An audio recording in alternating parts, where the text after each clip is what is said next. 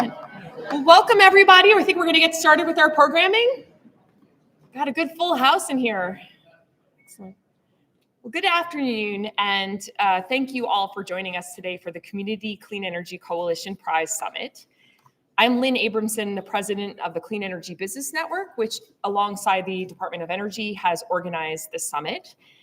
And before we get too much further into the programming, I would like to start with the important announcement you have all been eagerly awaiting, which is where are the bathrooms and what is the Wi-Fi password?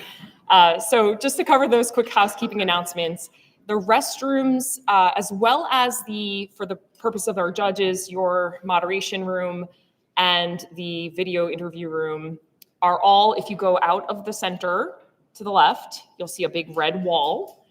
And if you go around the right side, just behind that wall, you'll see a big sign for the restrooms. There's also a couple of conference rooms there. 302 and 303 are available for our use. So if you do need to make a quick phone call or something, you can do that there. And those of you who are going to be using the judges' rooms or the video interview rooms, that's where you can find them. I'd also like to, so there's a couple of little papers on the tables, and those have the Wi-Fi login information on them, those tiny strips of paper. So if you're looking for that, you can find that there. And I would also like to remind everyone that this is a college library, and the students are in the midst of finals right now. So while you can be as rowdy as you want in here, and we encourage you to be very rowdy and lively in here, please do make sure when you're walking around in the hallways to be very quiet and respectful of them, and don't just pop into the conference rooms you may see available, because those are available for the students' use. So on to the main show. I would like to start by kicking off today's conversation with a round of applause for the reason we are here today, which is to celebrate the 10 winning coalitions of the Community Clean Energy Coalition Prize. So let's give a hand for all of these amazing teams.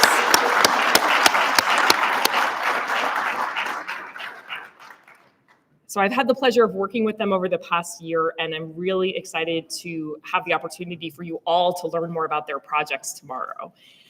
These incredible coalitions are working to address local clean energy challenges or inequities in disadvantaged communities across the country.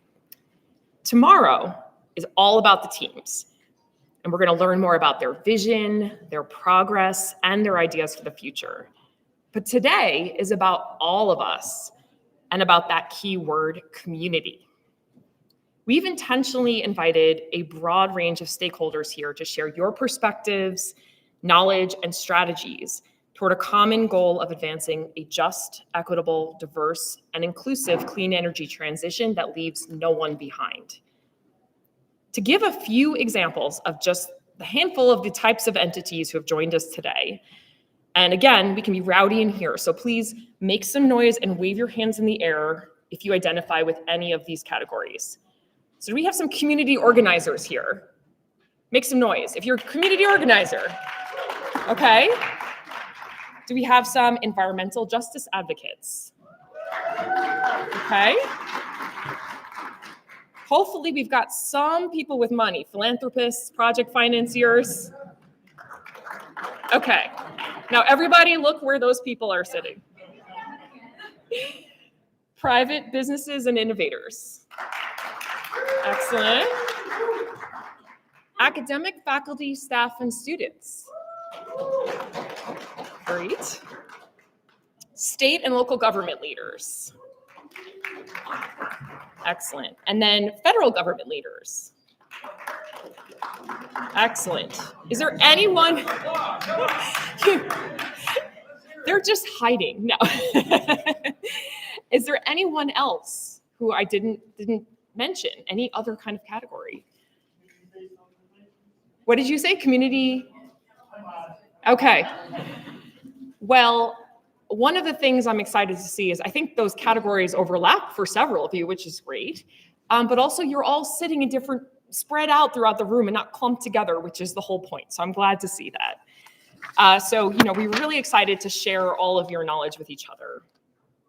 So thank you for being here, for being generous with your time and ideas, and for rooting for the Coalition Prize teams. In the next 2 days, we hope that you will each broaden your community to include the folks within this room. Speaking of community, it takes a village to put on an event like this. So I would like to start with a few thank yous. First, I would like to thank our hosts who have provided us with this beautiful space in which to gather. It's a really tremendous campus and a beautiful library. So the Atlanta University Center is a nonprofit consortium of 3 leading HBCUs as well as a medical school. So this is Clark Atlanta University, Morehouse College and School of Medicine, and Spelman College. And Jamal Ware back there, I want to give a shout out to him and his team here at the center. They have been just amazing to work with.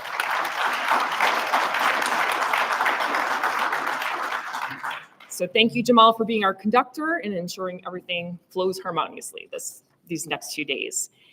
I'm thrilled to welcome us to the campus. It is my pleasure to introduce Shadid Abdul-Salam, who is the director of the Center for Sustainability and Innovation at Morehouse College. So one of our hosts. Shadid, welcome.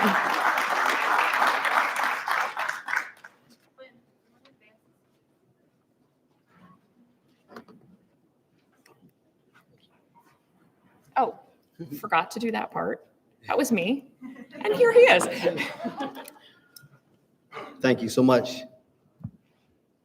First and foremost, I want to thank our visitors here to the Atlanta University Center. My name is Shadid Abdul-Salam. I'm going to be bringing remarks on behalf of Morehouse College. In a room like this, which is very special to me, I'm a former government researcher and a proud Morehouse alum as well. I want to speak to a few things that are important to us as we're moving in this space at lightning speed.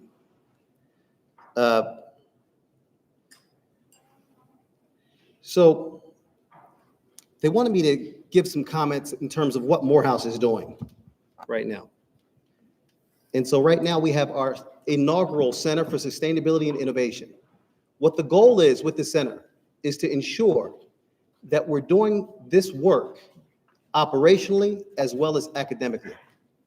And so what that means is, from a campus infrastructure standpoint, our goal is to ensure that we are decarbonizing our environment, ensuring that we're upping our engagement from circularity, sustainability, and recycling,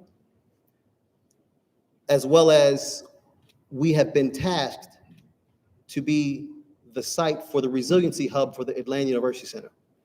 So when we're talking microgrids and we're talking solar arrays, these are things that we're looking to do. And from an internal standpoint, with regards to our leadership, the green light is there. Our goal now is to ensure that we have all of the community partners and the resources engaged to make it happen. So that's operationally. Academically, I'm a hard scientist by trade, public health scientist, analytical chemist by trade. But our goal is not to just stand up sustainability within its silo. Our goal is to have it percolate throughout the academic units of the full institution. From our business and economics divisions, they'll be addressing sustainable investments. They'll be addressing decarbonization in physics and developing tools and metrics so that they can address carbon capture and quantifying the amount of carbon sequestration when they're building. As well as from a sociological standpoint and a psychology standpoint, the energy burden, the waste burden on communities that are disparate. As we know, one major aspect of this is ensuring that we address underserved communities. Along with this space, I know we hear a whole lot of things that are kind of compiled together during these times. You hear JEDI, DEIB, and then you hear climate justice, environmental justice, right? Where does this stuff kind of all come together, right? How does it relate? I gave a talk about a few months ago to some interns, and the goal was the benefit of inclusive environments and diverse environments according to Harvard Business School, it allows us to look at the problem from multiple angles. And I think that we have to understand that it's an economic thing, right? When we can solve the problem with people with different perspectives. And I think that's one area we're looking to lead in heavily. This year, we'll also be hosting a debate on campus for the national debate team in environmental justice and sustainability. Just a couple things that we've done so far. One last piece is that we're really proud of is over the last 4 years, we have placed our interns from the AUC, Morehouse, Spelman, Clark, Atlanta, as well as some external, in order for us to be able to give them an opportunity to engage in this space as they need to be exposed to jobs of the future. So I just want to, once again, thank you all for having this summit here in the AUC, and please engage with us at Morehouse, as our goal is to be a technical assistance hub. We want to ensure that we can help other HBCUs stand up. We're at the largest consortium of HBCUs in the country here in the AUC. So our goal is to ensure that we can provide technical assistance as well as actualization of practice to stand up this work. So I greatly appreciate you all and look forward to the rest of the summit.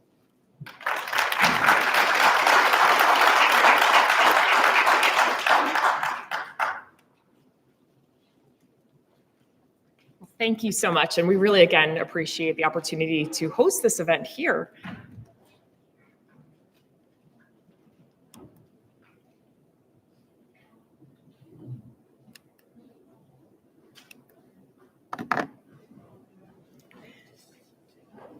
So I would also like to say we are immensely grateful to our sponsors for making this event possible.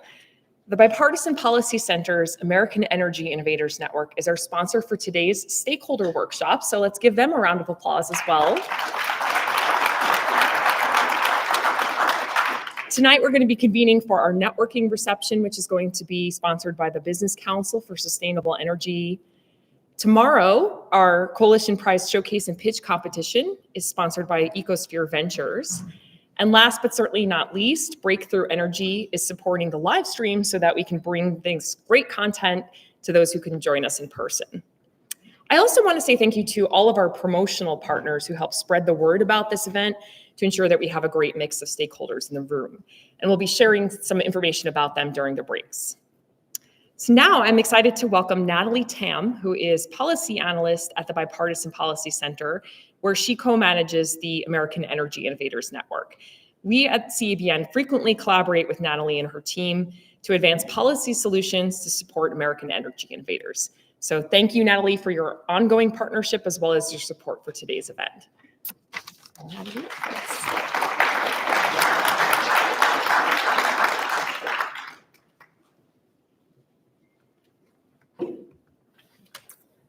Hi, everyone.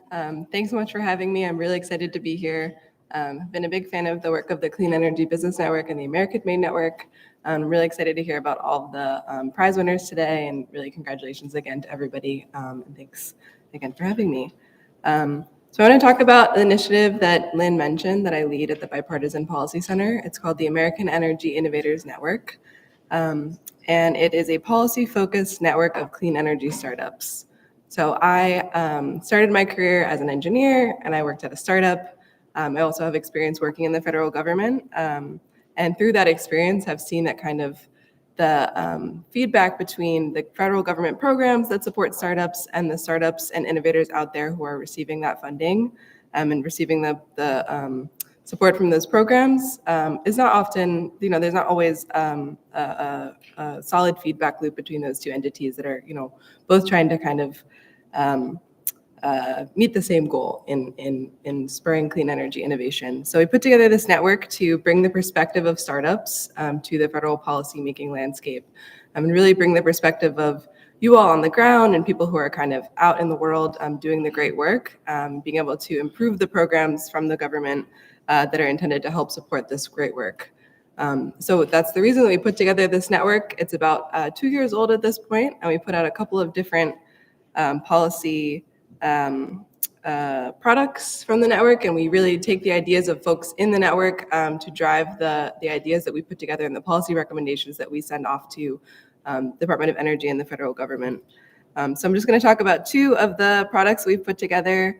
The first is improvements to the Department of Energy's Small Business Innovation Research Program, SBIR. So if any of you are familiar with that program, it's a really great program that a lot of startups use to kind of propel themselves from the research and development phase into commercialization. We brought together the network with all of our startups, stakeholders, to kind of ask how things were going with that program, how we can improve it, how we can make it a little bit more accessible and, just better functioning for startups. So we put together some recommendations on that, which has been a lot of those recommendations have been accepted by the Department of Energy and have been moved forward, which is very exciting. Recently, we put together some recommendations on supporting pilot scale demonstrations, so a little bit further along the commercialization for companies, and being able to support pilot scale demonstrations at the Department of Energy. Again, have had some great reception from the Department of Energy on those recommendations. So these are just a couple of examples of things that we do at the network. It's free to join. Like I said, it's a policy-focused network. So if you're interested in policy, you want to be a fly on the wall, you want to engage like the Clean Energy Business Network does, we're very open to anybody joining the network to learn more about how policy can affect and support clean energy innovators. We have member meetings, we have an email list, and we send out opportunities, things like that. So if that sounds interesting to you, if you're interested in joining, please come find me. And we can chat about it. You can join the network. We're also looking for our next policy focus. So we're kind of in the midst of figuring out what the next focus should be. We had a virtual workshop recently about manufacturing for clean energy startups and some challenges that clean energy startups face in manufacturing. We're actually having another virtual workshop next week on community benefits plans for startups and kind of the experience that companies have had working with the federal government and clean energy, community benefits plans. So if you have any thoughts on that, or if you'd like to join that workshop, also please come find me. We can chat about it. And yeah, really appreciate everybody today. And I'm really excited to learn more about all of the amazing organizations that are here today. Thank you.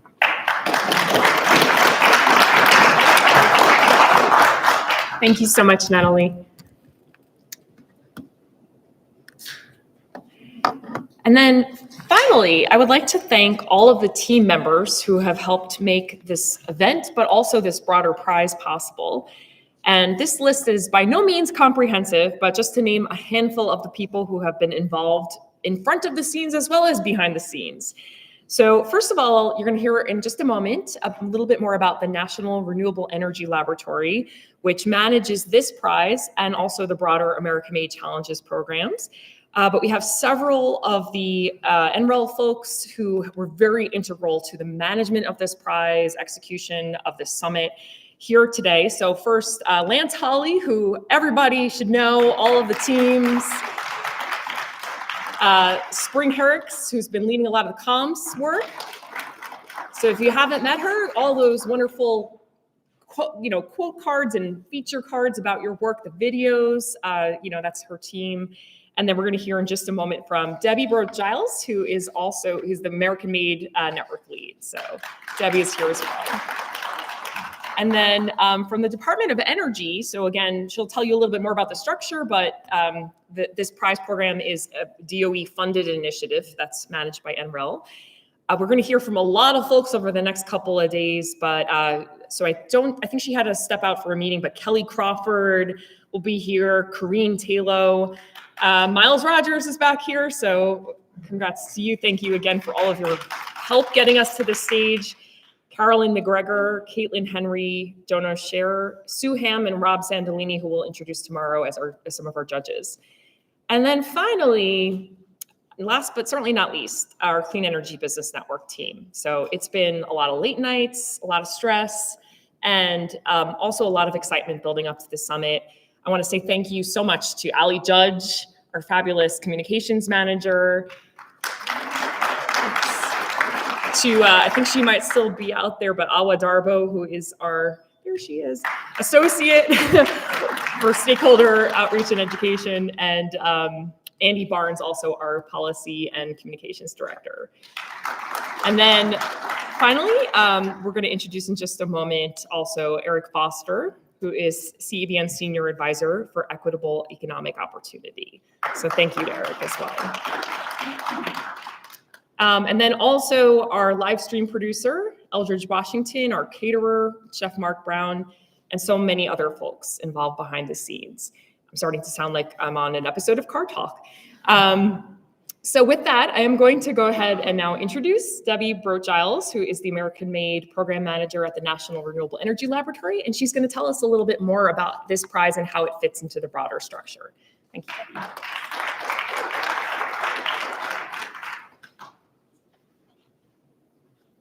Hello, everybody. So nice to see everybody.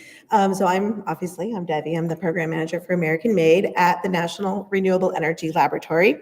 As Lynn just mentioned, we are here to celebrate all of these amazing coalitions and the contributions that you've all made for the Community Clean Energy Coalition Prize. This prize really was focused on helping disadvantaged communities address local clean energy challenges. And really that's all in alignment with the Justice 40 goals.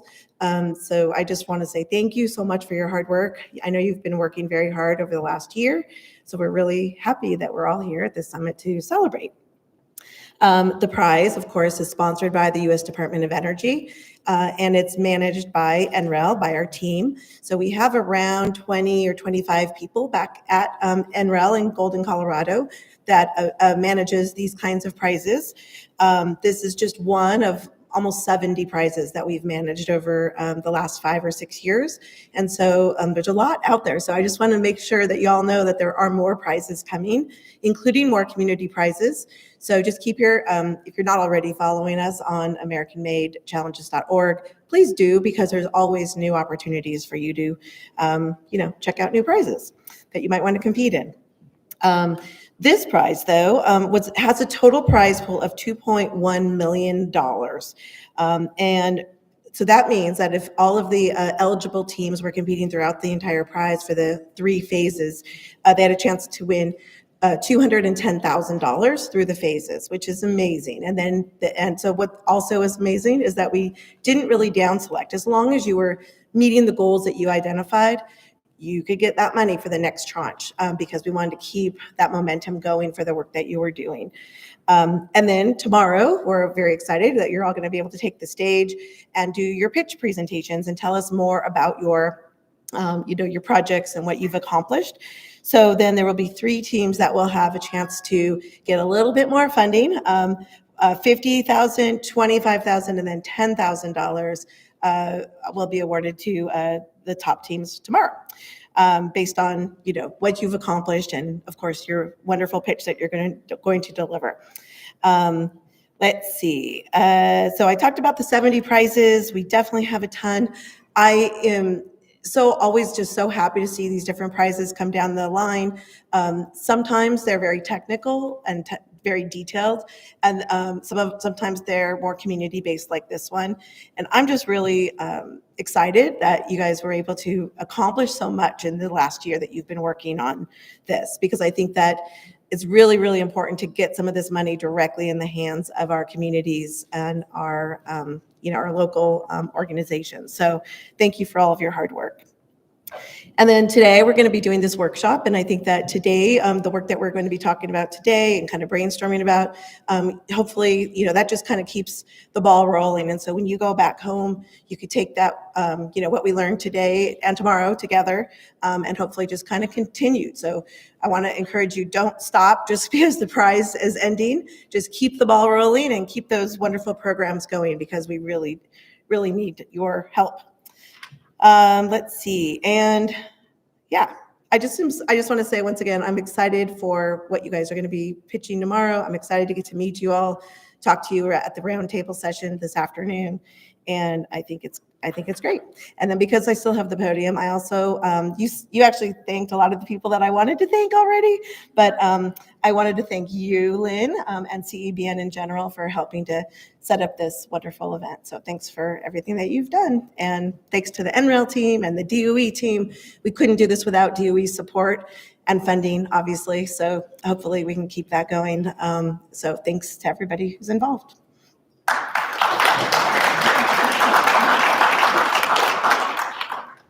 Well, thank you, Debbie, and thank you to the DOE and NREL team for entrusting us to share the stories of these teams and to be part of this event. We really appreciate that.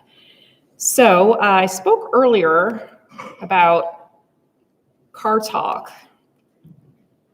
and speaking of which, if you have not yet met Eric Foster, our senior advisor for equitable economic opportunity, get ready for some car analogies and movie analogies, because we joke that Eric is our chief analogy officer. So he is going to now kick us off on some workshops where we're going to talk a little bit about some of the funding and stakeholder engagement strategies that the teams have used, but also so many of the folks in this audience are using every single day in the work that you're doing. So Eric, get on up here and I'm just turning it over to you.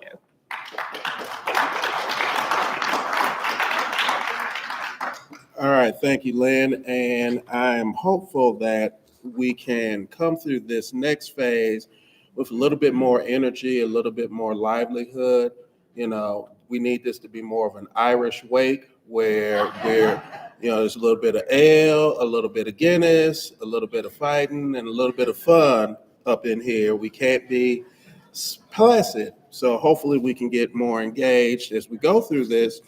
And I want to say that there are a couple of things that we're looking to do with these next two workshops. One is going to be funding resources for community-based energy programs, and the other one is stakeholder engagement strategies. And you have to think of the two as being connected, kind of like the Frank Sinatra song, Love and Marriage. Now, hopefully it'll be a better love and marriage than the two marriages that I had, where it will actually be a good partnership, more like Rosalind and Jimmy Carter. That's how you want these two to work, because they complement each other. Funding and opportunity for increasing the pools of funding that you have allows you to do what? Touch and engage more people. The more people that you engage, the more communities that you touch, what does that do? Raises your profile and viability for people to want to give you money. So as you can see, it's the Rosalind and Jimmy Carter of it all. So that being said, I want to talk a little bit about the why we're here in terms of that and the importance. So there's a few key points. So one, we're going to focus on why is there a critical need to identify multiple funding opportunities to advance your project. You started great work, and maybe you've done some work prior to this particular program, but you see that there's a need. You see that there's an opportunity. Right now, our climate is bat bleep crazy. Our need to diversify our energy sources are critical and important. We're producing the highest levels of energy in both traditional ONG and clean energy, but it's still not enough to meet all of the needs that we have. So we've got to continue to supercharge this. Then there's also the need to leverage what you're doing and the impacts of what you're doing through communication, through visibility, because that will help attract and make you interesting to potential funders. You know, it's like that new person that comes to the party and everybody wants to get to know them, possibly to date or possibly to hang out because they burnished their dating credentials. Well, that's what you need to do through visibility. You need to raise why people should support you, and that comes from telling your story, communicating who you are, why you're doing this work, and what are the impacts of this work. Then there's the diversity of funding. There's federal funding, state funding, municipal funding, nonprofit, philanthropic, traditional banking, debt instrument funding, i.e. the funding multiverse. And you want to be in the funding multiverse that's the MCU multiverse, not the DCEU or the DCU multiverse. Right now, Zack Snyder and Peter Gunn need to work those things out for DC and DCEU. You don't want to be there. You don't want to be in that funding universe because that will lead you to closed off and segmented where you don't get a chance to grow. You want to be in the MCU where it's all interconnected and it all just keeps growing and growing and growing. 50 movies down the road, you are touching now double the audience that you were touching beforehand. Then there's also, from a stakeholder dynamic, when we get into the stakeholder engagement, there's assessing the landscape of stakeholders that you're going to touch. There are multiple consumer audiences, and you have to think about everybody is a consumer. So when you're engaging the governmental class, be it elected officials or bureaucratic officials, they're consumers. You're getting them to purchase or buy your project in terms of supporting it with funding, with policy that helps you advance it. Same thing that when you're talking to organizations that you want to collaborate with. If they pick or decide to buy working with you, that is like a purchase. So you have to understand and evaluate who are the different customers that you're going to touch. How do you assess them? How do you assess their impact?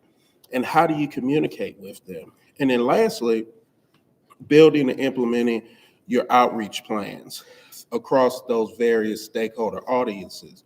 Remembering that not every group, entity, or audience can be communicated with in the same language and in the same way. You have to be able to diversify your communication. You need to be multilingual, kind of like Sarah Bullock. She can speak German fluently and she can speak English. You want to be and find your inner Sandra Bullock, to be able to speak in the language of the audience that you're touching. So now with this, we're going to bring up and have our speakers for this first workshop, which is funding resources for community-based energy programs. Lena, are you going to introduce them or you want me to? Oh, I did not know I was supposed to be moving that. I'm so sorry. I thought Allie was moving that. You know, she handles everything for all of us. So the first people that we have, and you know, I'm a little slow sometimes, give it up to my age. I'm sorry about that. So the first group of people that we have that are going to be speaking today, we have Debbie. Good Lord, Debbie, I'm so sorry. I'm going to mispronounce. Brojez Giles. And she's going to speak. She already spoke a few minutes ago. She's going to present from NREL. And then we have Corrine Taylor, who's project officer for state and community energy programs with the Department of Energy. Then we're going to have Christopher Anderson, who's the director of energy resources with the Georgia Environmental Finance Authority. That's important. For Georgia Finance Authority. Find your finance authorities out here and get with them, hound them like a friendly bill collector to have those dialogues. And then we also have, which is a change from the written agenda, Dr. Reginald Parker, who's the managing partner of Green Power Ventures and a trustee and principal with the Freedman Green Bank and Trust. So we're going to have each one come up and they're going to go through a presentation. Now, what we hope this does is spurs questions and spurs further conversation. So please don't be that wallflower who's like, I'm afraid to get out there and dance because I don't want everybody looking at me. Channel your inner me. I used to be like that, but now when I got to college, I just said, forget it. Whatever it's going to be, it's going to be. People going to laugh or people going to like it. So find your inner, get off the wall and ask questions, get engaged, find and hopefully use the information in this phase to help you after this summit. So That's it for me for right now. I will be back shortly, and I'll be taking requests when I come back.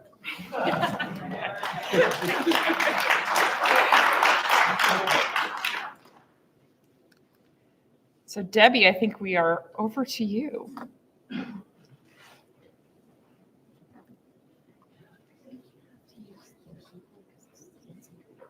Okay.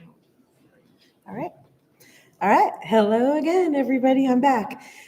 So hopefully what I'm going to tell you here is not new or not a surprise because you all have already been competing in a prize. So hopefully you already know about a lot of this stuff. But if you're in the room and you have never heard of American Made, I'm going to tell you what this program is all about and how you can get involved. Let's see. Did you just hit the up arrow or down arrow? Or, There was. oh, it's touch. Oh, touch. Okay, got it. Yeah, mine doesn't Yeah, touch. the little arrow. Got it. All right. This newfangled technology. Yes, yes. All right, so here we go. We're going to talk about what American Made is all about. Okay, so we like to say that the American Made program is your fast track to the clean energy revolution. And we really do believe that because, once again, it's sponsored by the U.S. Department of Energy. There's a lot of money right now that is available through the form of prizes and other programming. And so this is one of those vehicles that could open the doors for you guys to get more funding as a community or organization or industry player or university or whatever, wherever you are coming from. We usually have a prize for that. I have mentioned in my previous statement that we've been around for almost 6 years now. We kind of just celebrated we have a wonderful document outside showcasing what we've done over the last 5 years, but we actually are approaching our 6th year now, and we have more than $260 million that has been allocated through prizes that are available for people to get access to that cash or support services through vouchers or other training, mentoring, and things like that through our connectors and our network. We also have done more than 70 prizes at this point, or at least planned 70 prizes. And we have 450 organizations that are part of our network now. So I want you just to know that and you all could be joining our network. And the network is really all about helping other people succeed as well. You also have other financial benefits for joining the network. There's some prizes that actually pay you to help other people succeed. So those are great opportunities as well.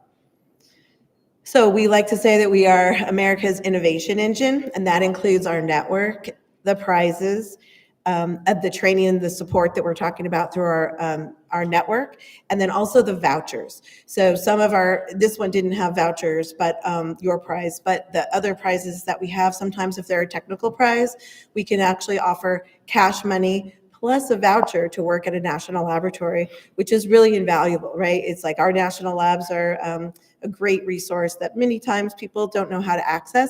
And so some of our prizes actually open the door to national labs so that you can get access to those resources and facilities and staff.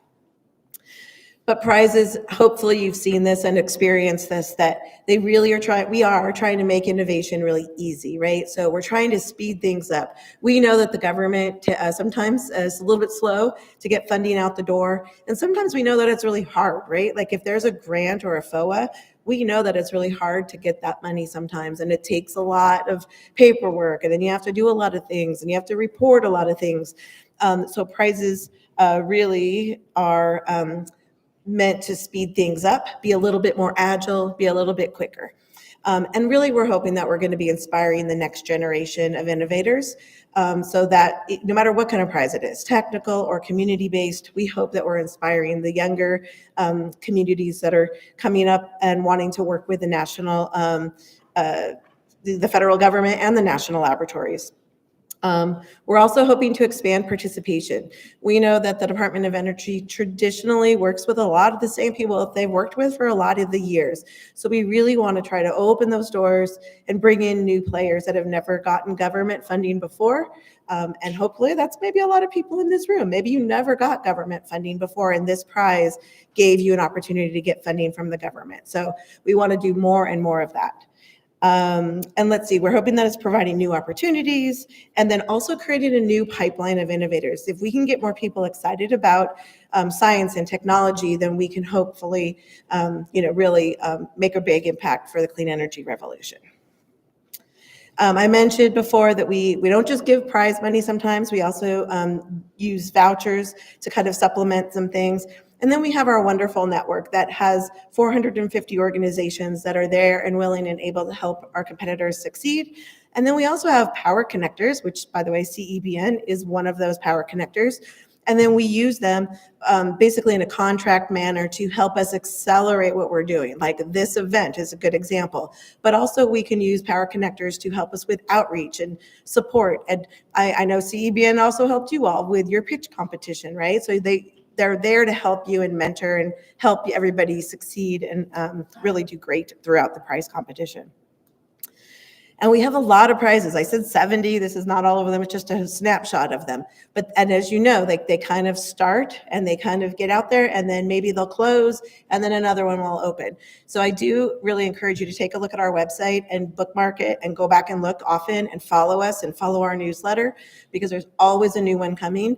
And you never know when there's going to be another one that fits, something that you're working on or something that you want to do or a friend of yours or whatever, right? We want to spread the word and get people to compete. So I have a few minutes. I just want to tell you about a couple other prizes coming. So we have a Community Energy Innovation Prize. Submissions are due in February, early February 2nd exactly. There's $7.5 almost $1 million available in this one. So please take a look at this one. The prize is open now. There's the Epic Round 3 prize, which I thought might be interesting. I mean, by the way, there's more prizes than what I'm showing, but these are some that I just kind of picked and that I wanted to highlight because I thought it would be good for this audience. But there's more. So just so you know, go ahead and get on the website and look for more.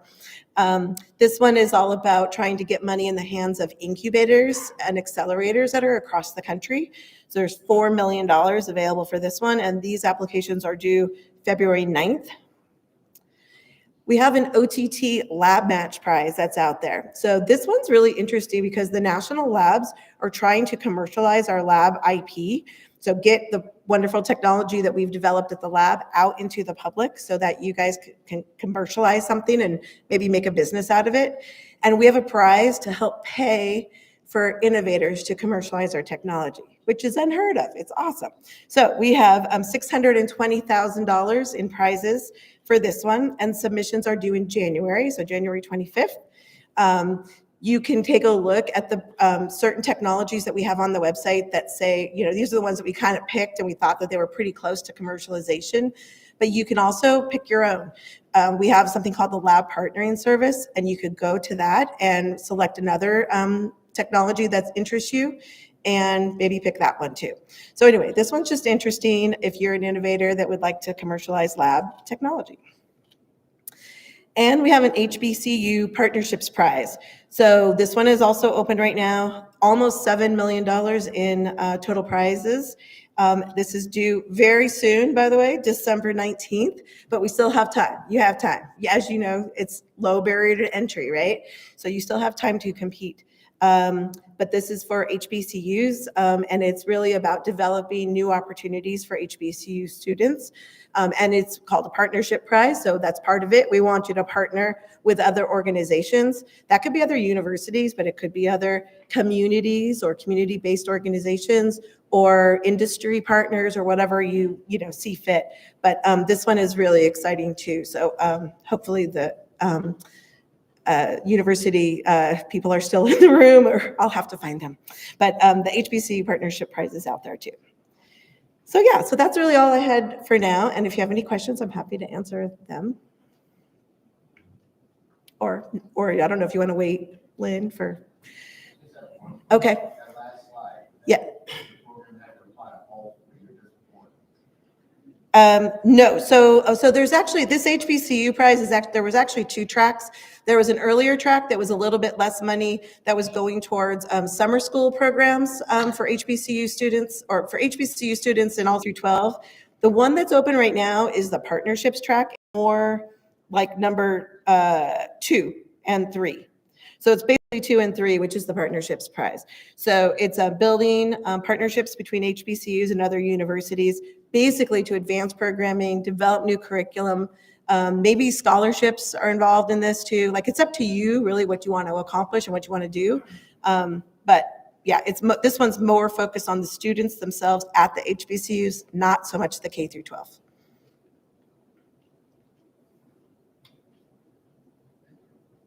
All right. Okay, thank you, everyone.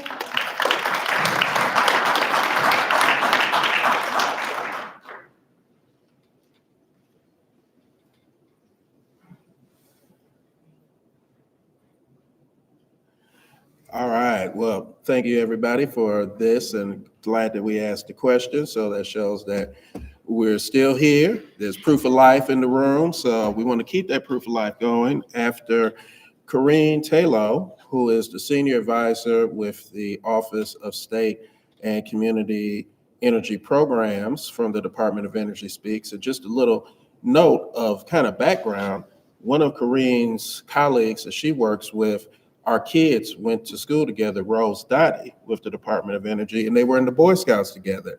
I was the assistant scoutmaster, and so her son Jazz and my sons Jamil and Xavier were great scout members together. So with that, I'll invite up Corrine, and please, The world just keeps getting smaller. Good afternoon, everyone. My name's Corrine Taylor. I'm gonna start pressing buttons. Let's see.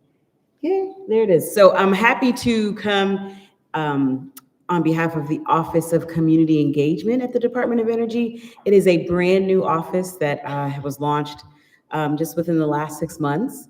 Ironically, as mentioned, Rose Dottie and I serve as the leadership for that office. Rose Dottie serves as director, and I'm senior advisor. That office, the Office of Community Engagement, is tasked with catalyzing a rapid transition to clean energy while centering justice, equity, and inclusion. And I see our office as essentially serving as the concierge to you, to communities who have not really engaged with the Department of Energy before, aren't sure of where to start, might be impacted by some of our projects, or also are looking for our funding. So I'm really happy to work in creating this office. We've been hiring people to work in various regions across the country to give real, I think, place-based support to environmental justice organizations, community organizations, our universities, including HBCUs, MSIs, et cetera, tribal colleges. So I'll be sharing some broader funding opportunities, but before I leave, I want to make sure to give each of you my card or my postcard with how to get in touch with us so that we can follow up with your organizations to support you in the future. So when we talk about the big opportunities that we're having right now around funding, there's over $5 billion being invested in the clean energy transition. There's 3 major acts that we're seeing these dollars come through Congress. Of course, there's the bipartisan infrastructure law, which we in the government call bill, IRA, the Inflation Reduction Act, and CHIPS Act. Between bill and IRA, so much of the dollars that we're seeing come through the Department of Energy are addressing our domestic manufacturing needs, our transition to getting off coal and providing other clean energy sources. Even through the Inflation Reduction Act are some of the largest investments in environmental justice that we're seeing in history. So I think it's critical that not only I share that with you, but you spend some time going through what is available through bill, through IRA as it relates to the funding, because it's coming to your communities. And a big part of that, those dollars is what we are calling our Justice 40 initiative. I'll share more about that, but these programs, including the prize that we're here to celebrate, is a part of that initiative to make sure that we're providing more resources to what we call DACs, or disadvantaged communities, or communities that have been historically under supported and under underprotected through various funds of money. So just make sure you keep an eye on those dollars. So as mentioned, DOE has an Undersecretary of Infrastructure, which is a very new role within the Department of Energy as well. And the Undersecretary and the focus on infrastructure is critical because as we think about all of the EV batteries that we need or the critical minerals that we need or anything around clean energy, the vast majority of those things are not produced or have not been produced here in the United States. And so the need is to draw those manufacturing companies back to the United States or create opportunities for manufacturing companies to be present here in the United States. And some of the focus here is not only about transitioning to clean and secure and affordable, reliable and resilient energy systems, but it's also about how we can lower bills of everyday households, whether that through your house or through business. Also creating jobs and boosting energy supply chains and domestic manufacturing, advancing world-class next-generation clean energy technology demonstration, and making the energy system more secure, reliable, and affordable. So Congress has given the Department of Energy this very new and important mandate to move at a very accelerated pace to do this. That equates to close to $100 billion in grants and rebates, $250 billion in loans and loan guarantees. And the programs that touch that range from everything from hydrogen, building efficiency and electrification, carbon management, energy storage, critical minerals, domestic supply chains, EV chargers, state and local tribal support, workforce development, and clean energy projects. So the State Community Energy Program Office is one that I hope you all are getting to know. It is still also a very new office. And the goal of this office is to partner with states, local governments and tribal communities and governments as well to catalyze local economic development and job creation. Just this one office alone within the Department of Energy has oversight over $16 billion through formula grants, competitive grants, and consumer rebates and technical assistance. Formula grants are the dollars that states get by virtue of their size, their population, the density, the need there. And so every state has access to formula dollars. It is still at the discretion of that local government to say yay or nay. So as you can imagine, depending on where you are in the country, there are states that are saying no. There are states that are saying no. I'm going to say that again. As much as we're offering it to them, there's states that are saying no, right? And this money can do a whole host of things. And so I just want to be clear that as the Department of Energy is trying to move these dollars, your state can still say no. And I'm not, we understand the political climate and that in some cases, receiving or not receiving this money has an agenda. So be clear that we're trying, but your state can still say no. And through that, we are looking at prioritizing Justice 40, deploying clean energy technologies, catalyzing local economic development, creating jobs, avoiding pollution through place-based strategies, and reducing energy costs. There's over 28 programs coming out of SCEP. These are just a few of the examples. Weather resistance program is one that has been very long-standing that many of you may already be aware of. We have $8.8 billion from home energy rebates. We have energy future grants, energy efficiency for nonprofits, the Energy Efficiency Conservation Block Grant Program, that's $550 million. And I'm gonna say this too, some of that money is in formula and competitive. Right now, there's over 300 cities and counties who have access to this money who have not applied. So again, this is free money that is already allocated for these states based on their size, that they have access to, but they've yet to apply for. I just left a conference where I was just asking people, what state are you in? And I showed them the list of places in their state where those dollars were not being received. So I just want to keep that at the top of your mind. Now, as mentioned, I'll say this shortly so we can keep going, but the Justice 40 initiative has been, I think, the lifeline of the work that the Department of Energy has done. There are over 146 programs that we've identified in the Department of Energy that is applied through that lens of Justice 40. Justice 40 was one of the first executive orders that President Biden signed in his first week of being inaugurated.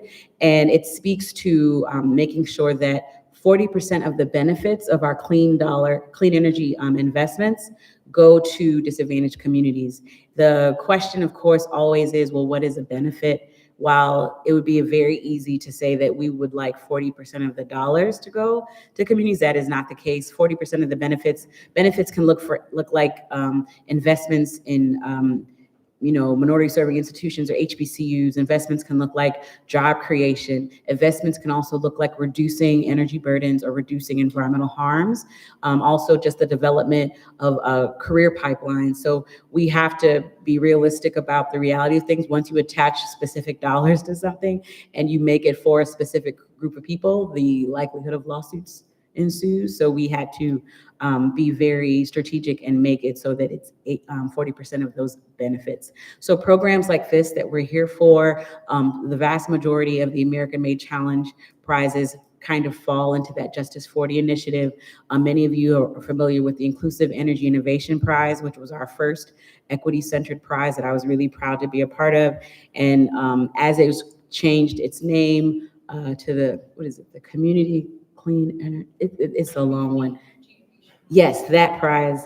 And the reason why I forget it is because I did the voiceover work for it. And in one iteration, the script was one thing, and I had to go back and redo it. And yeah, so it was confusing.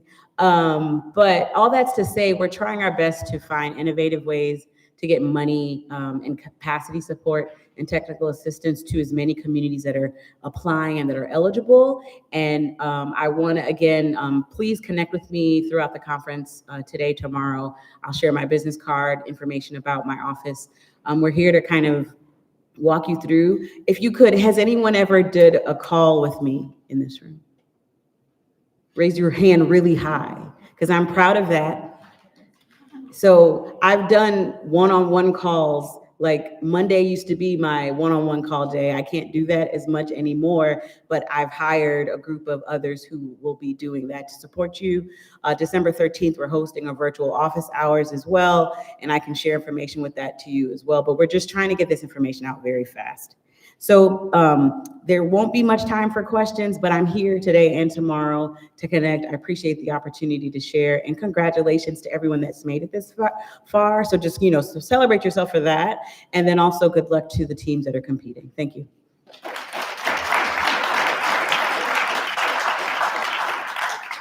So there is one question that I want to raise with Corinne. For municipalities and counties and school districts that are in states with recalcitrant, I'll put it as a nice term, governors who are blocking or don't want these programs, what steps have you all been doing to take to get access to it for those particular communities so that they can still take advantage and benefit from it, which then helps some of these organizations to partner with those cities? Okay, sure. The challenge is what Congress tells us to do.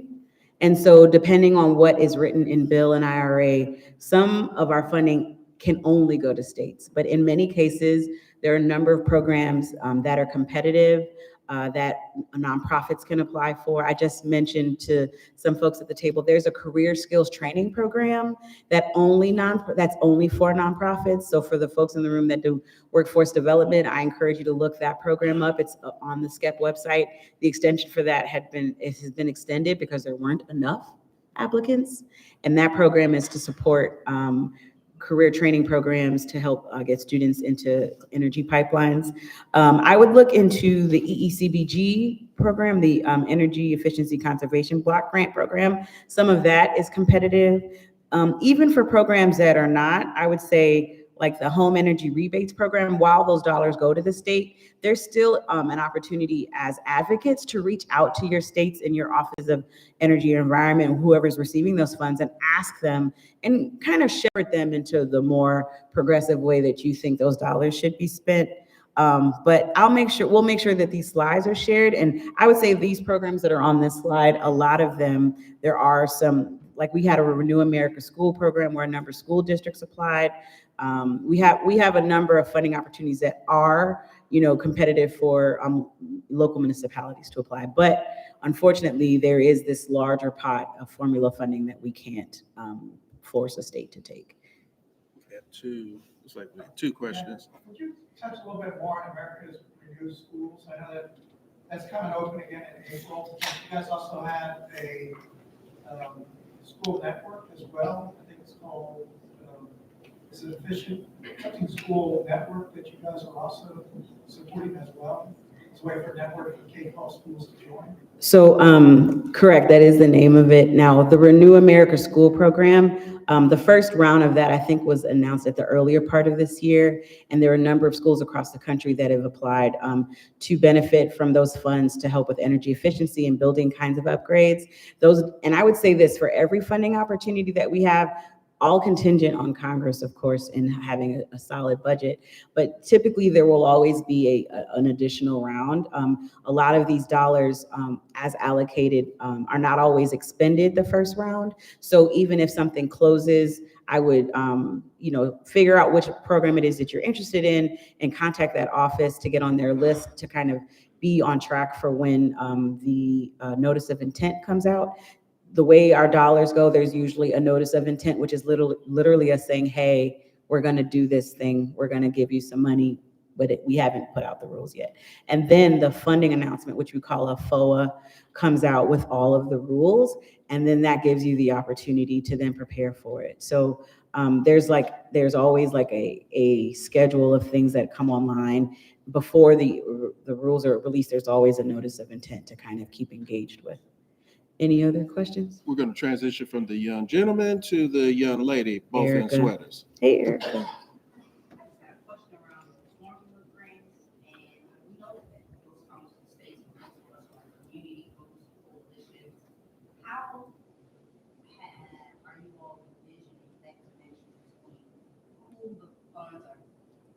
To go to support and that connection at that kind of higher level state piece, and do the states, are they required to have CBAs agreements if they are accepting the formula grant? No. So Congress gives, we're just the pass-throughs. Like for instance, the national EV infrastructure dollars, which was the $5 billion that came through bill for developing our EV infrastructure across the country. States submitted their plans. The Joint Office of Transportation and Energy reviewed them. All the plans got approved. The dollars went out. How the states implement those plans is still up to the states. What you can do as a community organization, since you know that these programs exist, request meetings, ask for some clarity, ask for what their stakeholder engagement work will be around some of these programs. I know for sure for the $8.8 billion that's for the home energy rebates, we want to do some community engagement to educate organizations like yourself on where those dollars are going so that you can start proactively encouraging, pushing your states to do things in a more equitable way. So I think there's an opportunity within those in this room to kind of be advocates for us for some of these state dollars, and I'm happy to talk more about that afterwards. I have to keep going, but I'm really glad that you're asking questions, because that means that this is important, but we got an agenda. Thank you. Everybody give it up for Kareem. Thank you, Kareem. So as a segue to that, the next speaker is someone, let me push the buttons. So as a segue to this, the next speaker is someone who came from that segue of what the federal government is doing and then how it translates to states, especially states that are non-recalcitrant, who want to take advantage of these opportunities. And so in this particular instance, Christoph Anderson, who's the director of energy resources for the Georgia Environmental Finance Authority, their role is to help get these dollars out the door and help to also find additional opportunities to support through other funding opportunities to extend and advance these particular programs. So they're gonna help you get the first pot of money, but then they're gonna help you go out and find that second job, if you will, so that you had that second job income, that part-time income. You got the full-time 40 hours, and then you got that 15 hours a week on a part-time basis. They're gonna help you find that. So without further ado, I'm gonna introduce and bring up Christopher Anderson to bring his experience to this conversation. And please, don't hesitate to ask him questions as well. Thank you.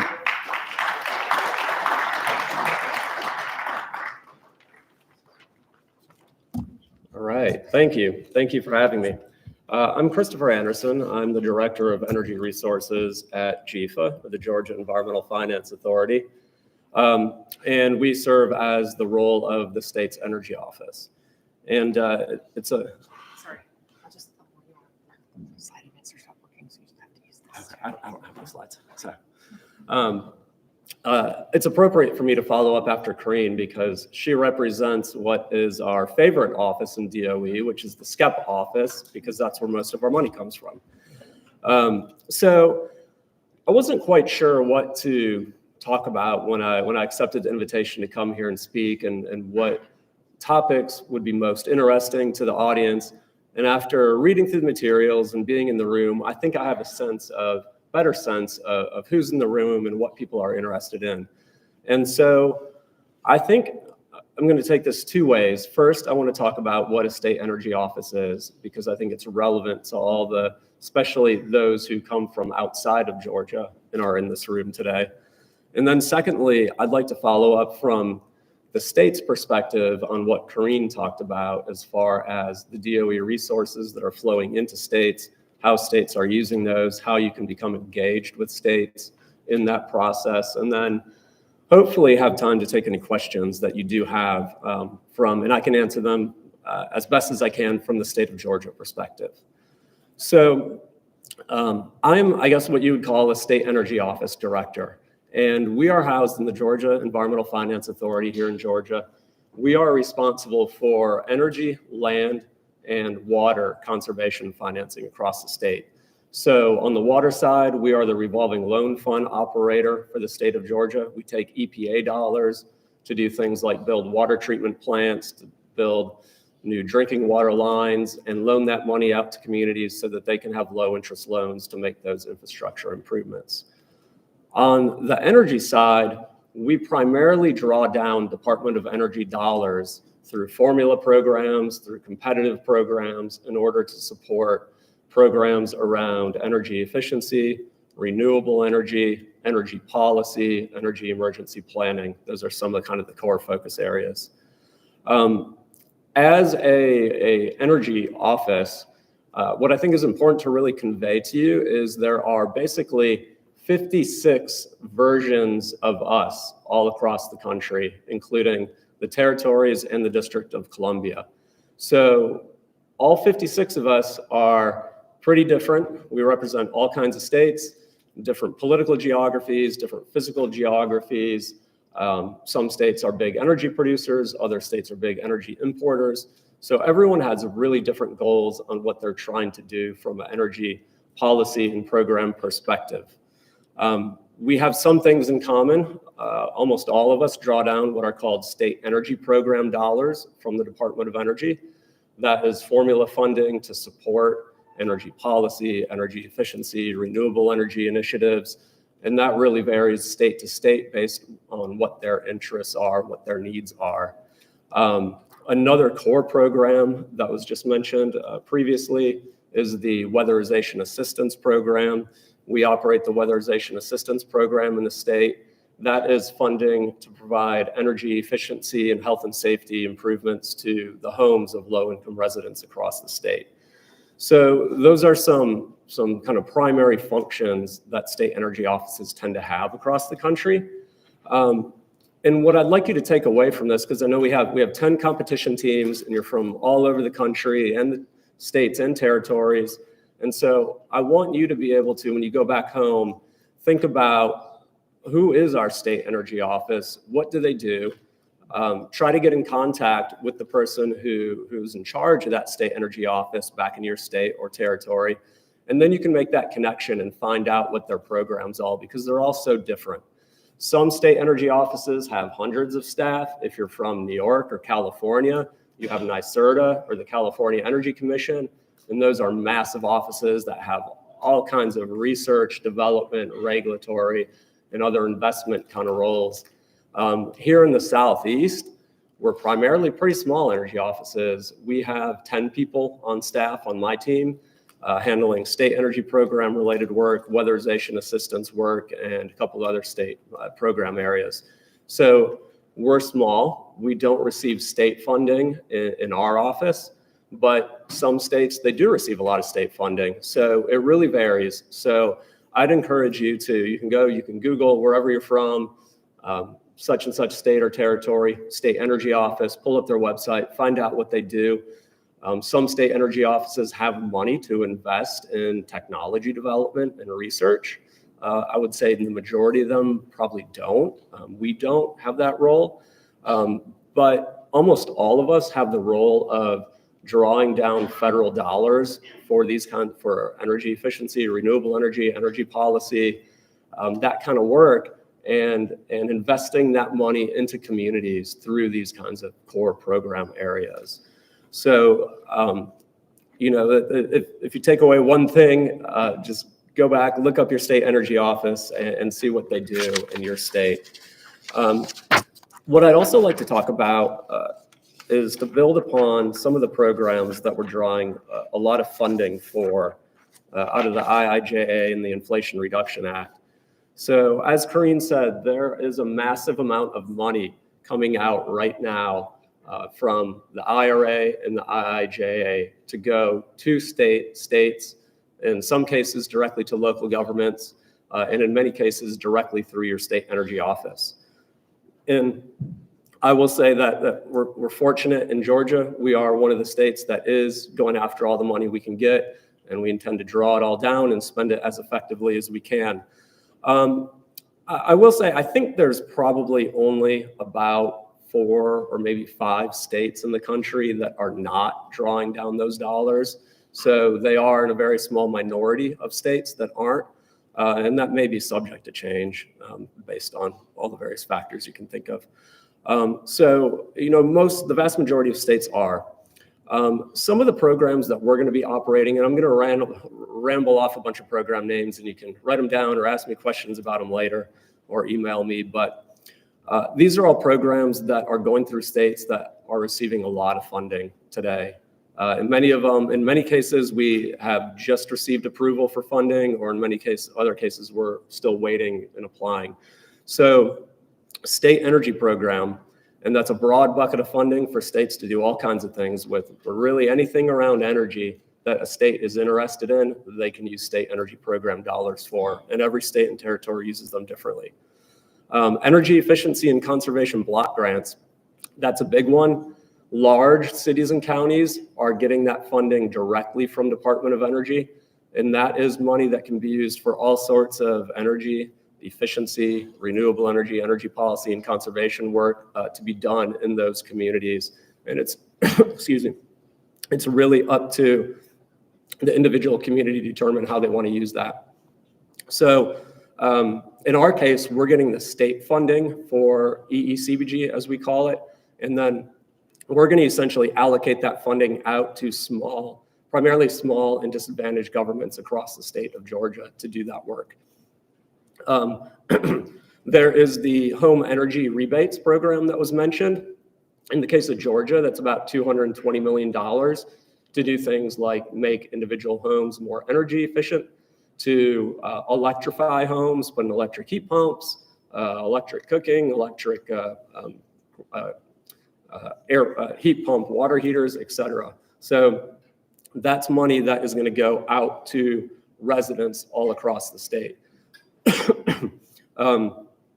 Contractor training grants, money to train contractors in communities across the state to actually implement some of these measures. There is a lot of money for resilience right now that is going to utilities around the country, and some of that is going through state energy offices. That is the Department of Energy 40101D resilience grants, and that's going to really not primarily your large investor-owned utilities, but in a lot of cases, your community-owned utilities, so your municipal utilities, your rural co-ops, and those kinds of organizations. So I think that's a pot of money that community organizations and people who are really at the grassroots can have some impact on through that scale of utilities.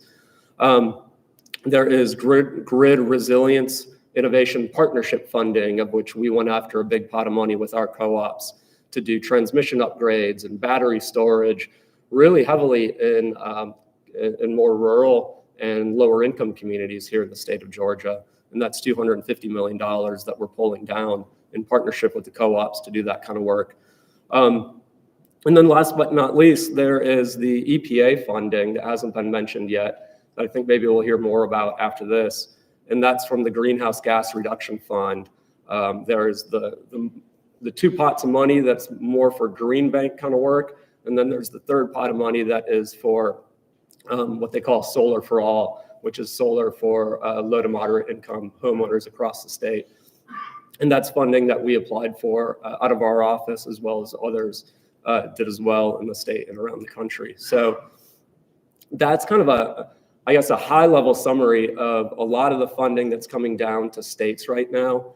Those are all things that we're going after here in Georgia, but really I would say over, well over 80% of the states and territories across the country are going after that money as well. So, when you get back to your hometown, the state that you're in, I'd encourage you to look up what your state is doing on that front, to reach out to your state energy office, find out what their process is, where they're at in the process, how they're going to use some of this funding, because some of the funding has more flexibility for states than others. Some of it's pretty prescriptive, like weatherization. That's a pretty prescriptive program that's been going on for over 40 years. And the money basically kind of goes out the door the same way that it typically has. But some of these are brand new programs. Some of them are more flexible. And there's really an opportunity, I think, for community organizations to engage in the process, whether it's formally through formal stakeholder processes or just more informally reaching out to the energy office or to whatever agency in your state is implementing some of these programs. So, there may not be opportunities where state energy offices are investing directly into technology and research, but some of those technologies may be applicable to funding that's going out to do things like Solar for All or home energy rebates or weatherization, where those technologies can be used in projects. So I think that's really what I wanted to cover in my remarks this afternoon. I'm happy to take any questions, and I can give you the state of Georgia perspective, and happy for anyone to follow up with me afterwards, but I'd really encourage you to talk to your state energy office in your state. So, thank you. So, thank you, Christopher. Did I pronounce that correctly? Christopher. So thank you, Christopher. We appreciate it. We do have one question right here we actually have two. So first from the young lady in the sweater, and then from the young gentleman in the suit and glasses. Hey, Chris. Erica. Rebuild ACL, so we are looking to develop a great relationship with Chris and Chief of the office. A lot of states are grappling with how to address justice support. Can you give some light on to how Chief is thinking about justice support, maybe give other states some ways to think about how to address this justice supporting, it's coming off very strong as something that has to be addressed, and how is Georgia looking to do that? Right, that's a good question. So it's really going to vary from program to program. I think some programs, it becomes really almost a little more obvious and easy as to how you can do that. And others, it's maybe a little bit more flexible or a little bit harder to think through that. So in our case, I would say in our office, we have long primarily worked with what we consider to be disadvantaged local governments around the state. We have always on the water side targeted ways that we can funnel extra money and incentives to communities who can't go out and access financial markets effectively because they have declining population, they have high unemployment rates, they just don't have the credit. So we've always done that kind of thing, and we've developed a bunch of different measures for evaluating metrics about those communities so that we can target them.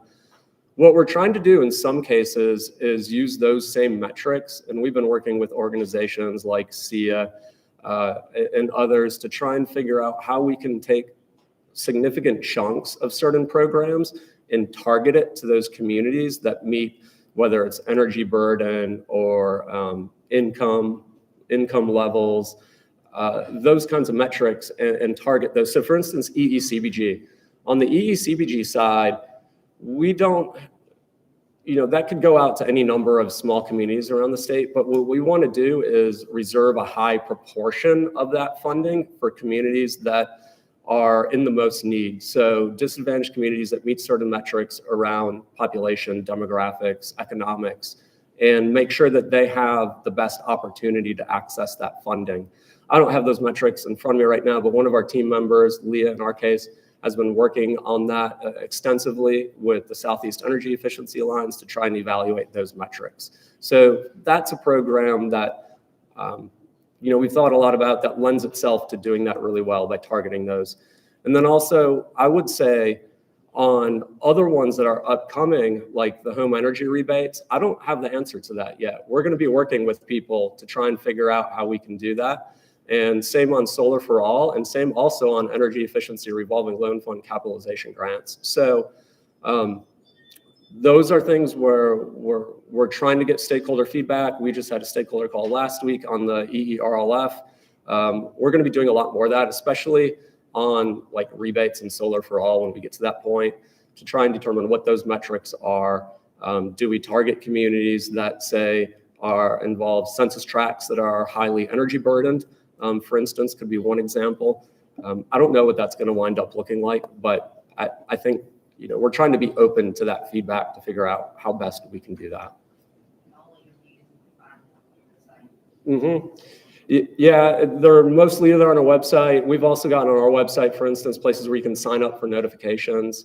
And then, we try to do other outreach to stakeholders where we've sent out a lot of emails asking people to connect us to try and figure out who's in different spaces who would be interested in talking to us about this. I think most energy offices are really open to that feedback. I know they spend a lot of time trying to figure out how to get community feedback, and there's a lot. I think it's generally a pretty open door community in that sense. And we have one other question from the gentleman there, then unfortunately we're going to jump to the next round. I'll get you back in, my brother. We'll have to, because we're trying to move to the next speaker, and then so we're going to do this last one, and then we'll come back after the next speaker. Then you all can ask your two questions. You mentioned Solar for All funding is competitive, the application. Do you know whether that award is going to be split possibly, or is one of the applicants going to get all? My understanding is it'll be one applicant will get all of it in each state. So that's my understanding. In the case of Georgia, I think we had 4 different applicants for that. So when I talk about it, I'm not being presumptuous that we're going to get it, but someone's going to get it in the state. And then I think it's going to be incumbent upon all the parties that were interested in it to work together on it. But we're anticipating one award for the state of Georgia. All right. Thank you, Christopher. We appreciate you coming up and speaking. And Christopher's going to be here as well. So if you have questions, don't hesitate. And as he mentioned about those 4, you know what? Find out those 4 that applied, and you stay on them, pull up in front of their house, just park, do a little surveillance, make sure that you see them when they get that letter from the federal government, so that way you can go ahead and knock on that door and say, what you gonna do with that money? Now, I do want to move because we do have a couple of notes for the good of the order before we get to the right Dr. Parker to speak. And first off, someone lost a notebook, and we did find your notebook. It's up here with the lovely Allie. So if you lost a notebook, we do have it under possession. If you don't come forward, we will be auctioning it off this evening before the reception. And then also, last call for lunches, if you are still interested in getting the lunch, before we give those away to the students that are here, we would suggest that you go and definitely grab you a lunch. So please take advantage of that opportunity. So now we're going to move to our last speaker for this section, which is Dr. Reginald Parker, who's with the Green Power Ventures and trustee and principal of the Freedman Green Bank and Trust. And it's important that you definitely have those conversations with your bankers. I'll do a little quick story. So with my credit union, and I didn't know that they were going to do this, they saw that I had been paying my car note, and it was about $540 a month. And I called for something else, and they said, you know what, Mr. Foster? And I said, please don't call me Mr. Foster. I'm not that old. They said, we could probably finance and bring your car note down to something a little bit more reasonable. And I said, wait a minute, you can do what? I say that to say, you don't know what the banking and financial sector can do also to help your particular projects. So please don't forestall and say, that's not a potential sector that can help us with our projects. It is a sector that could, and you need to take advantage, because just like your organizations can, I end up saving $140 a month. So just saying, talk to your bank. Make sure that you're including them in your solution. So with that, we have Dr. Parker. Thank you. How's everyone? Good. I just wanted a little bit more energy since we are supercharging and accelerating.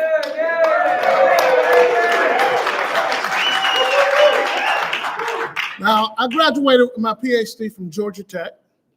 And so while I was doing my PhD, I was also a professor at Morehouse, and I did research at Clark Atlanta. This is my own home ground. And I remember one day over in the physics department, I saw two hydrogen atoms walking down the hall. I couldn't believe it. One of them bumps into the other one and says, hey man, you took my electron. He said, are you sure? He said, yes, I'm positive. So I say that is that I want you guys to remain positive, because I'm going to give you some information that may sound negative, but remain positive. First thing is this. A lot of you guys probably have not heard of, and if you have heard of, do not know what a green bank is. Am I right or wrong? You're right. All right, a green bank is not a bank. Has no depositors. It's a loan fund. So grants or loans that are made at very low interest rates so that we can make loans to projects that would not get a loan otherwise. As an example, one of our first loans that we're making right now is for an organization called Hype Athletics. It's located just outside of Detroit. It's been around for 20-something years. The owner is an entrepreneur. He's helped turn around the kids in that area. It's a lower income and disadvantaged area. The kids were at high rate going to jail, not finishing school. Their parents were ending up on drugs or alcohol. So what he did was he put together programs so that the kids could be involved, and then he put together programs for the parents. He put together for folks who were coming back from and being incarcerated so that they would not continue in that vein. And so his program not only receives donations, but it also has leagues so that people are paying for leagues. And then the gym is so nice that people pay to be a member of the gym. In fact, if anybody ever heard of Kresge? The VP of Kresge actually uses the gym, and her kids are part of the serial programming. However, this particular program could not get regular financing for a renewable energy project that's being done right now. Traditional banks won't touch it. But a green bank, which has low interest rate or grant funding, can lend at very low interest rates to them. Now, when the traditional banks want to lend, they're talking about 12, 13, 14% because it's a nonprofit. Whereas this organization deserves below market rate, below 8%, which is market rate, deserves 6 and 5% for the work that it's doing. So you're saying, well, what about the credit risk? They've been paying electricity bills for over 20 years. So I'll say this is what green banks do. And so within the context of this whole thing, I wanted to bend your ears on a couple of things. I call it Aunt Ira, Uncle Bill, and Cousin Chip. Y'all heard about these three, right? The Inflation Reduction Act, Aunt Ira, the bipartisan infrastructure legislation, Uncle Bill, and the CHIPS Act. That's $4 trillion that are going to be hitting our economy and has already started. A lot of community-based organizations are not necessarily ready for all of that money, and they need capacity building and some program-related infrastructure. Am I the only person that knows this? All right, so the first number is 4 trillion. Now, guess what? 90%, or about vast majority, of that money is going through and to the states. So the federal government is only administering about 10% of it.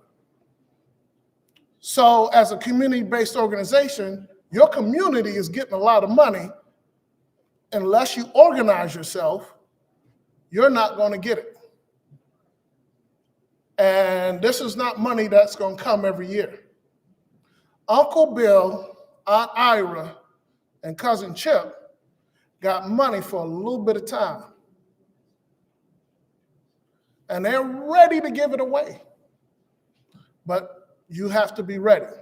So if you read, it said federal, it said state, then it said private organizations, and it said green banks. We know what a green bank does, and most of the green banks are going to be ready to do lending in 2024 when the Solar for All, when the CCIA, and when the NCIF. And that's on one of the sheets that they passed out, and in the front, it tells you what each one of them is. Solar for All, people call them SFA, and then you got NCIF and CCIA. So it's not the CIA, there's another C on there. And getting familiar with these alphabets gives you a sense of who you need to talk to about what. CCIA is more community-oriented, and they're going to be community-oriented organizations making these loans for projects. NCIF is more national.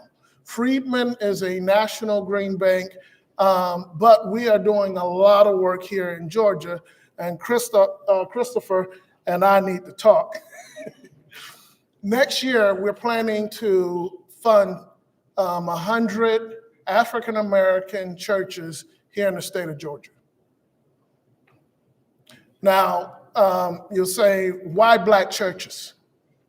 2 reasons. One, churches, it's hard for them to get money for the same reason it was hard for Hype Athletics, because they're because they live on donations.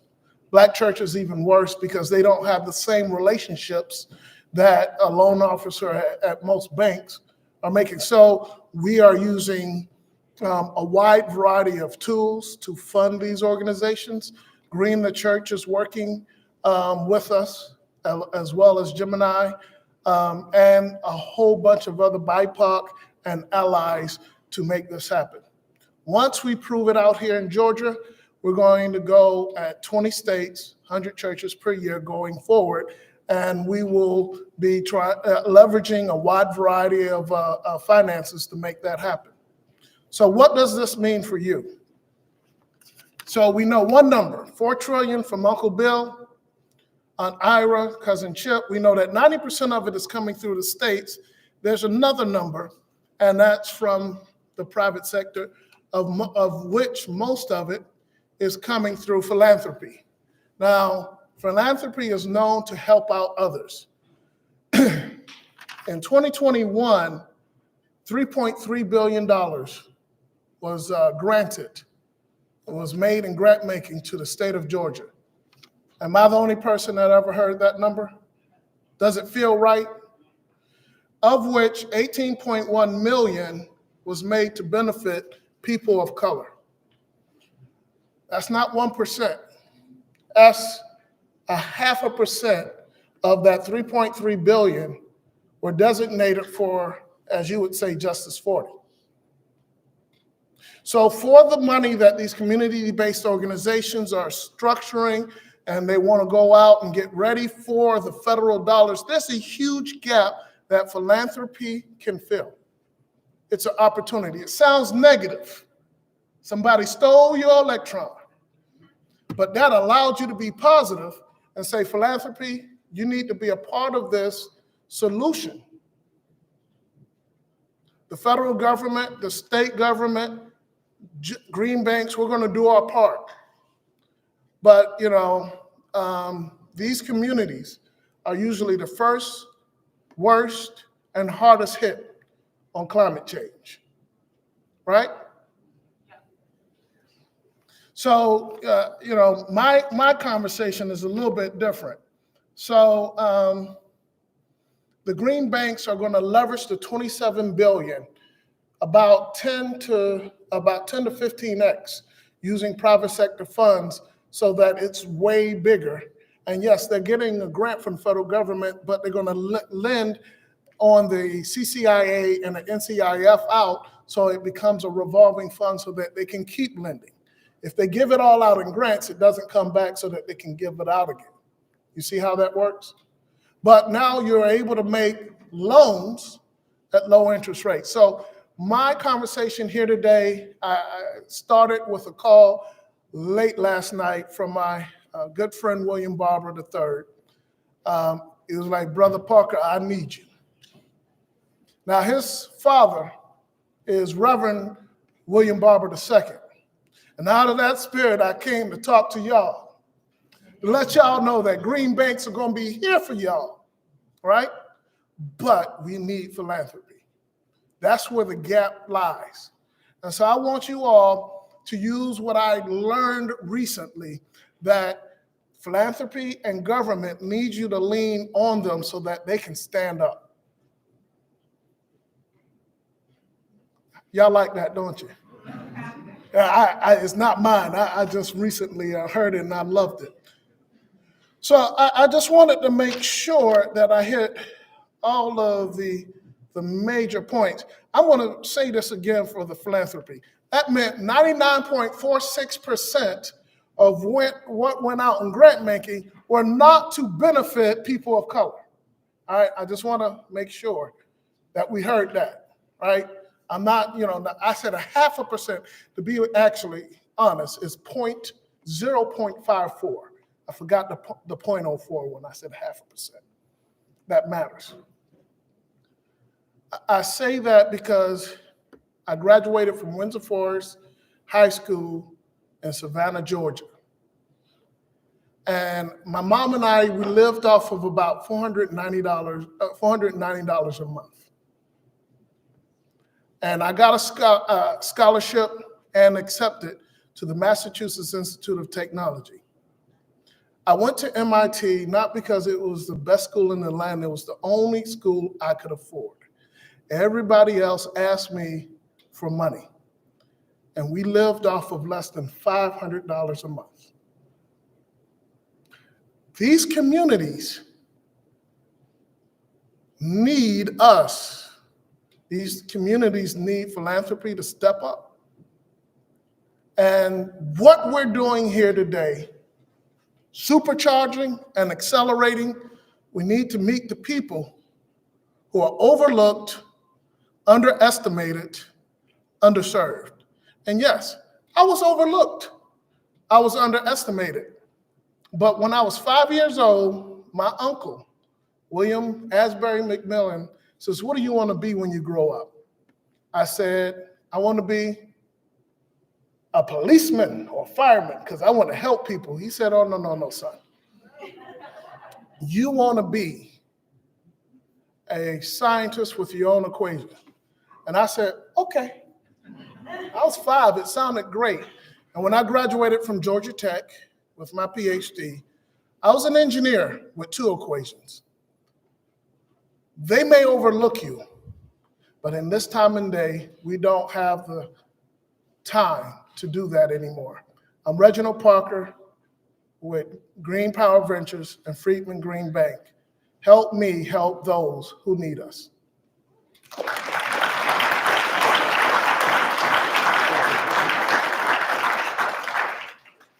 Wow, that was powerful and right on point. And as a child of the church, my grandfather was a pastor in the AME Church, Vernon AME Chapel in Detroit. And I love what you said, and definitely always been a fan of the Ramblin' Wreck. You know, hopefully you all can figure out how to beat them folks from down in Athens one of these years in football, because they do y'all dirty. Well, they got it half right. They got the Georgia part. Right. Just need the tech. Right, but I do root for y'all every year. So I will ask the 2 gentlemen that had questions the last go round that we didn't get to, starting with this young man up here, and then the brother in the white hat in the back. We will get to you next after him. And, you know, I don't know if you want to add in your original question with what Dr. Parker spoke to, but go ahead, your question. My question was for the funding that goes towards states.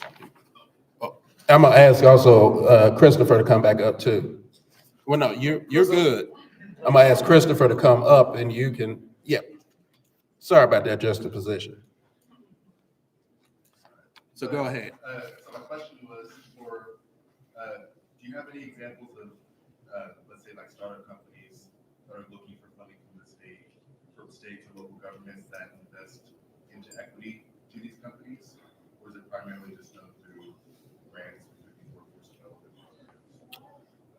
I don't have any examples of that kind of funding. All of our funding that we have going through our office, and I think this is true of probably the majority of state energy offices, is funding that's going to be invested directly into local governments not for equity investments or technology and R&D investments, but to go out and take actual, really, I mean, it's proven technologies and measures to go upgrade buildings, whether they're public buildings or buildings of low-income residents.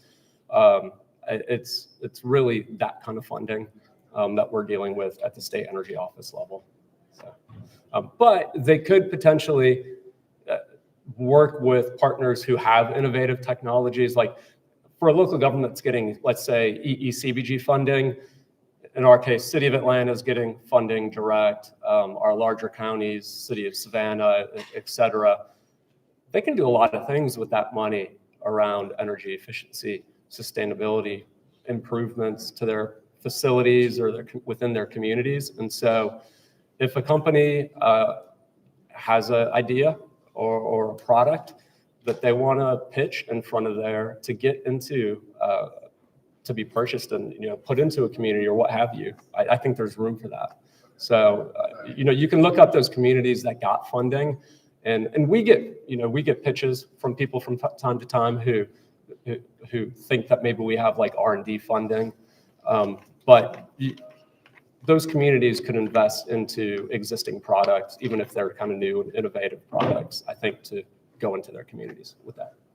And I guess to add on to that a little bit, there's, I guess, like in the Tulsa community, I know there's a lot of smaller companies that are actively working towards the solutions that these cities are looking for, but they just need, I guess, additional resources from staff, additional time to get involved.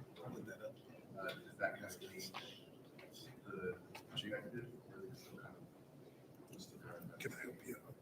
Yeah. Those are some of the things that not only will the American Made Challenge be able to help with, but so could Green Banks. So, sometimes your local GFA, if you will, are not able to, because as he said, we're looking for proven technologies, but for the technologies that need to be proven, you can go there. And also utilities, they have proving grounds where you can get that tested as well. So it goes from being needed to be proven so that you can. Did everybody hear me? All right. And something like that would be like All right, so his question was for companies that are looking have solutions that can meet the community's needs, how can we, get funding for that? And I was pointing it into funding from the American Made Challenge, following that, SBIRs and others. I'm sorry, I was just saying I got to go to the next guy because then we got to go to the stakeholder discussion and then get into the roundtables where there can be more opportunity for the dialogue. The young brother in the back, your question. Yes, my question was first for Mr. Anderson. My question is there a guideline state to state on the exact amount of electricity that we can sell back to the grid? And does that change over time based on the improvements of the technology? When you're saying selling energy back to the grid, and you're referring to, say, renewable generation or some sort of other generation, Correct. and selling it back to the grid, that The aspects of retrofitting, urban communities with solar panels or technologies to record sunlight, right? yeah. Is there a max demand that you can reliably run off of? Because I know that everything has to be connected to the grid. So what is that sweet spot when it comes to generating reliance? Can we sell electricity like Wi-Fi if somebody has a power? You know what I mean by that? Yeah, that's really a state law and utility interconnection issue. And so that's going to vary tremendously state to state and utility to utility. The policies on that around the country are really vastly different. So, like in our case, it would vary from if you were in Georgia Power territory and trying to interconnect and sell back to them versus if you were a muni or co-op, and it's just even more variables in every state you go to. Right. So that was my question. That is in need of an index or a standard operating procedure, and if you don't have that, or that you should create that for the innovation practices of trying to develop, increase the solar capabilities or solar panels. Yeah. An index or an SOP that's going to be attached to the upgrade of renewable technology.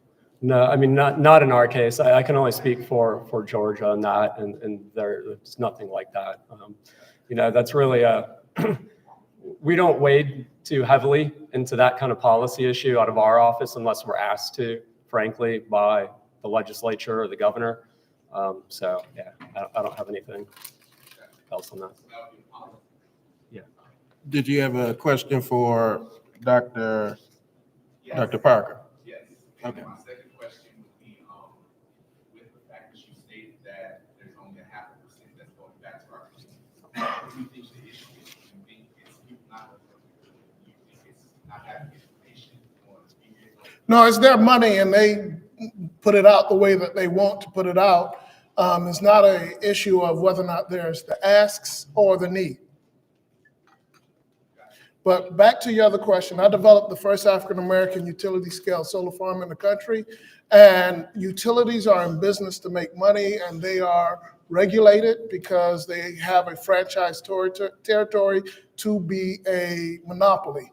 They're not going to allow us to just come in and take over what they're doing. So you have to be careful about how can I become my own utility. I just want to put that there. There have been a lot of people who think about how you can do that. And you got to read what the state's laws are, and you got to do it state by state, and then almost utility area by utility area. But in general, utilities are not going to give up their legal franchise because of the billions of dollars they invested in order to be a public servant.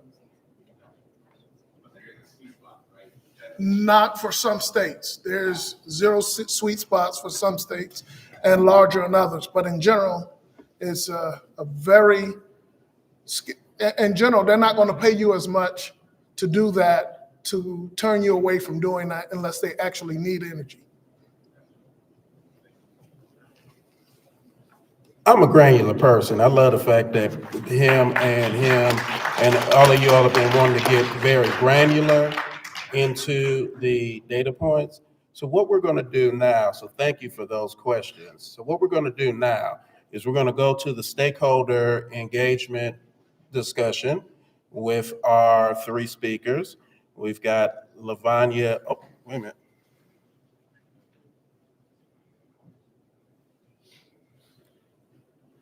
And, okay. So with that, we've got three great speakers who are going to come and speak to this particular section. We're going to do this one a little bit differently. We're going to have questions from the audience at the end of the three speakers. And then separately, we're going to have each person come up. A couple have slides. So we're going to work through this because we're a little bit behind schedule from where we had on the list. But don't worry, we're all going to be okay. So we've got Lavanya Jones, who is the Director of Just Energy Portfolio with the partnership with Southern Equity.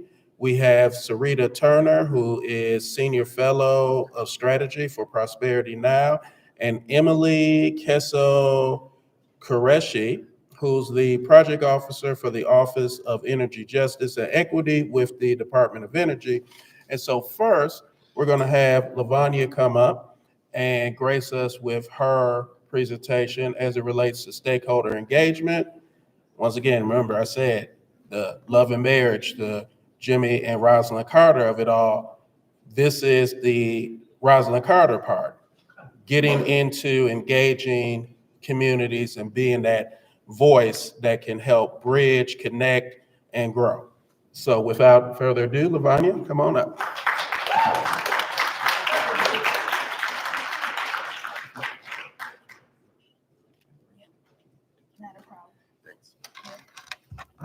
Hi, everyone. I'm Itty Bitty. Y'all would put me after my friend Reginald Parker. Okay, so I have big shoes to fill. So hi, Lavanya Jones, the Just Energy Director for the Partnership for Southern Equity. I also want to welcome you to the AUC. I also teach Innovation and Design at Morehouse College.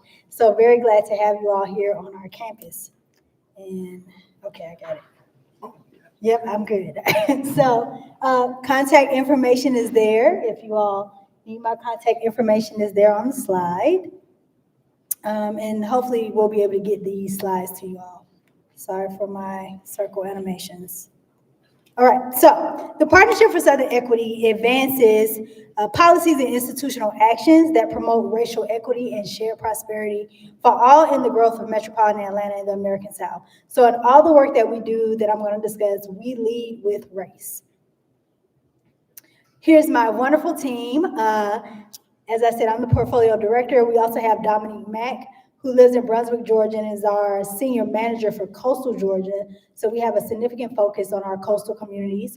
My program manager, Shonda Joy Loys, who leads our Just Energy Circle. Other program manager, Solomon McBride, who leads our Just Energy Academy. And our program associate, Kaya Murphy, who is a Spelman alumna. So we have a very strong team here, and want to give a special shout out, even though they're not here, to Dominique and Kaya for helping me put this presentation together. So the PSC way, I've already said we lead with race, but we also focus on catalyzing relationships. We believe that relationships move at the speed of trust. So strengthening our relationships throughout the region and the communities that we're in are super important to the work that we do. We have a focus on growing an equity ecosystem, understanding that that oppression is not siloed, and that our work should not be siloed, but that it should be intersectional, and that we're part of this larger ecosystem. And we ground in communities of color and low wealth also with all the portfolios and work that we do. And the work that we do is founded in data and research. So our theory of engagement, I'm going to run through this really, really quickly, is that marginalized residents directly impacted by inequitable policies must step into their agency. We do not use the word empowerment, but step into their agency to engage in decision-making at the beginning, middle, and end of a process. They should be a part of the conversation at every stage. We create engagement opportunities that shape how public policies and practices will be influenced, changed by the wisdom provided by leaders of marginalized communities and populations, so centering their wisdom and their knowledge and their voice. And due to vigorous engagement, new leaders, civic infrastructure, and policy innovations can be realized that support better outcomes throughout the South. So we work on people strategy, policy strategy, and our strategy around the entire ecosystem. So the Just Energy Circle, which is the portfolio that I lead, we have a few guiding principles. I know this is really small, so sorry for that, but I'll read it off really quickly. Community engagement is vital for the progression of self-sufficient people and neighborhoods. Access to high-quality energy should be fairly priced for all. Transparency and accountability is a necessity of energy providers. Equity accessibility should be the principal growth model for the American South. All people have a part to play in our emerging green sector economy, and the best field and scientific research should be utilized and leveraged to find the best energy solutions. So when we talk about our stakeholder engagement, we work to advance the fair distribution of the benefits and burdens of energy production and consumption. That is the focus of our work on the democratization of energy as well as climate change and equity. And so we have our Just Energy Circle where we bring together energy, climate change organizations throughout the Southeast region to convene. It's our coalition building arm, talk about best practices, things we can advocate for together, policies, things of that nature. We also have our Just Energy Academy, where we develop leaders on the ground to advocate for policy in their local communities. We just graduated our 5th cohort of the Just Energy Academy, and we'll be getting ready for our 6th cohort in 2024. We also do other projects around community organizing and engagement. We are actually working and have been working the last year to place a resiliency hub here in the Atlanta University Center with the hopes that this could be a model for other communities throughout the region that have HBCUs in their communities. Also, a part of that resiliency hub, we will be doing energy one-on-one workshops at West Hunter Street Baptist Church and Allen Temple here in this community. So even going back to those Black churches being the foundations of a lot of our communities. And then I also lead our Justice 40 Accelerator, which is our accelerator for nonprofits that connects them to federal funding. We just onboarded our 3rd cohort. We do 50 organizations in each cohort, and we connect those organizations. It's a year program to workshops with federal agencies, and we have navigators that walk them step by step to access these federal funds related to the IRA and Justice 40. With our first 2 cohorts, we were able to connect them to $43 million in funding through our Justice 40 Accelerator. So extremely proud of that program. And so some of the things we have done, in addition to what I talked about, our disaster relief in our coastal communities, focus on Glenn and Chatham counties. We really do liaison work with the Community First Planning Commission. Brunswick, Georgia, that sits in Glenn County, is one of the most toxic communities in Georgia. And so we hosted an Urgency of Now Environmental Justice Summit with our Just Health portfolio. We have worked on community solar projects. Our associate has done some education and thought leadership around energy justice and advocacy at Colorado State, as well as with the Girl Plus Environmental Justice Initiative. And then I've already talked about the funding we've been able to help organizations access through our Justice 40. So some of the lessons we've learned in this, and I'll wrap up with this, that we must frame inequities as a violation of shared values. There are shared values that are just good for humanity and good for our shared prosperity. And so we frame our conversation around inequities around those shared values. We realize that we must be positively realistic while moving at the speed of trust and not just ideas. I even tell this to my students, nobody cares what your idea is, right? It's about the value that you're bringing to people, the value that you're bringing to communities, the value that we're bringing to the ecosystem in this planet that we live on. Intersectionality is key to healthy life cycle development. We already talked about that. We cannot function in silos. Communities need a safe space to discuss the historical and cultural context of these challenges.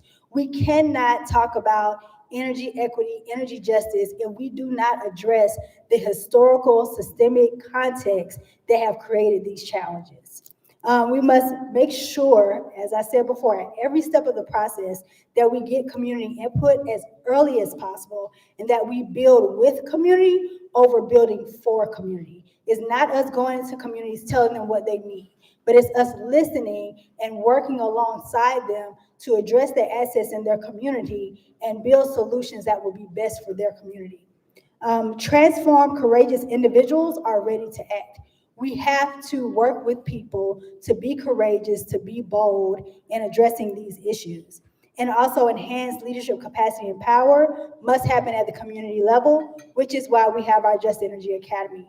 There are 5 other portfolios with Partnership for Southern Equity, and each portfolio has a circle and has an academy for us to advance our work. And so I wanted to leave you all with this quote by Dr. Martin Luther King Jr., our founder, Nathaniel Smith, and our VP of Strategy, Joy Alvarado, are both Morehouse alum as well. And so Dr. King's message guides a lot of our work. So we must have a values revolution, and that values revolution will lead to a policy revolution. And Dr. King said that we as a nation must undergo a radical revolution of values. We must rapidly begin the shift from a thing-oriented society to a person-oriented society. So we must lead and frame the conversation around our shared values. And these local communities that we are doing work with, not in, not for, their voices, their ideas, their wisdom, their knowledge must be centered in the conversation. So I think that's it. Thank you all.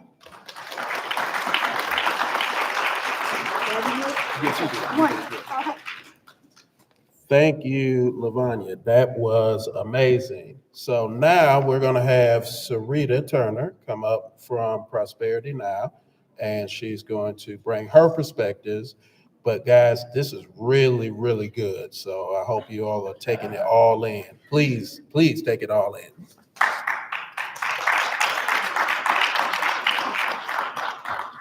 Well, thank you. I just first want to say thank you to Lynn, first of all, but the full team for inviting me here today. And thank you all for the warm introduction. And I hope it's effective and impactful.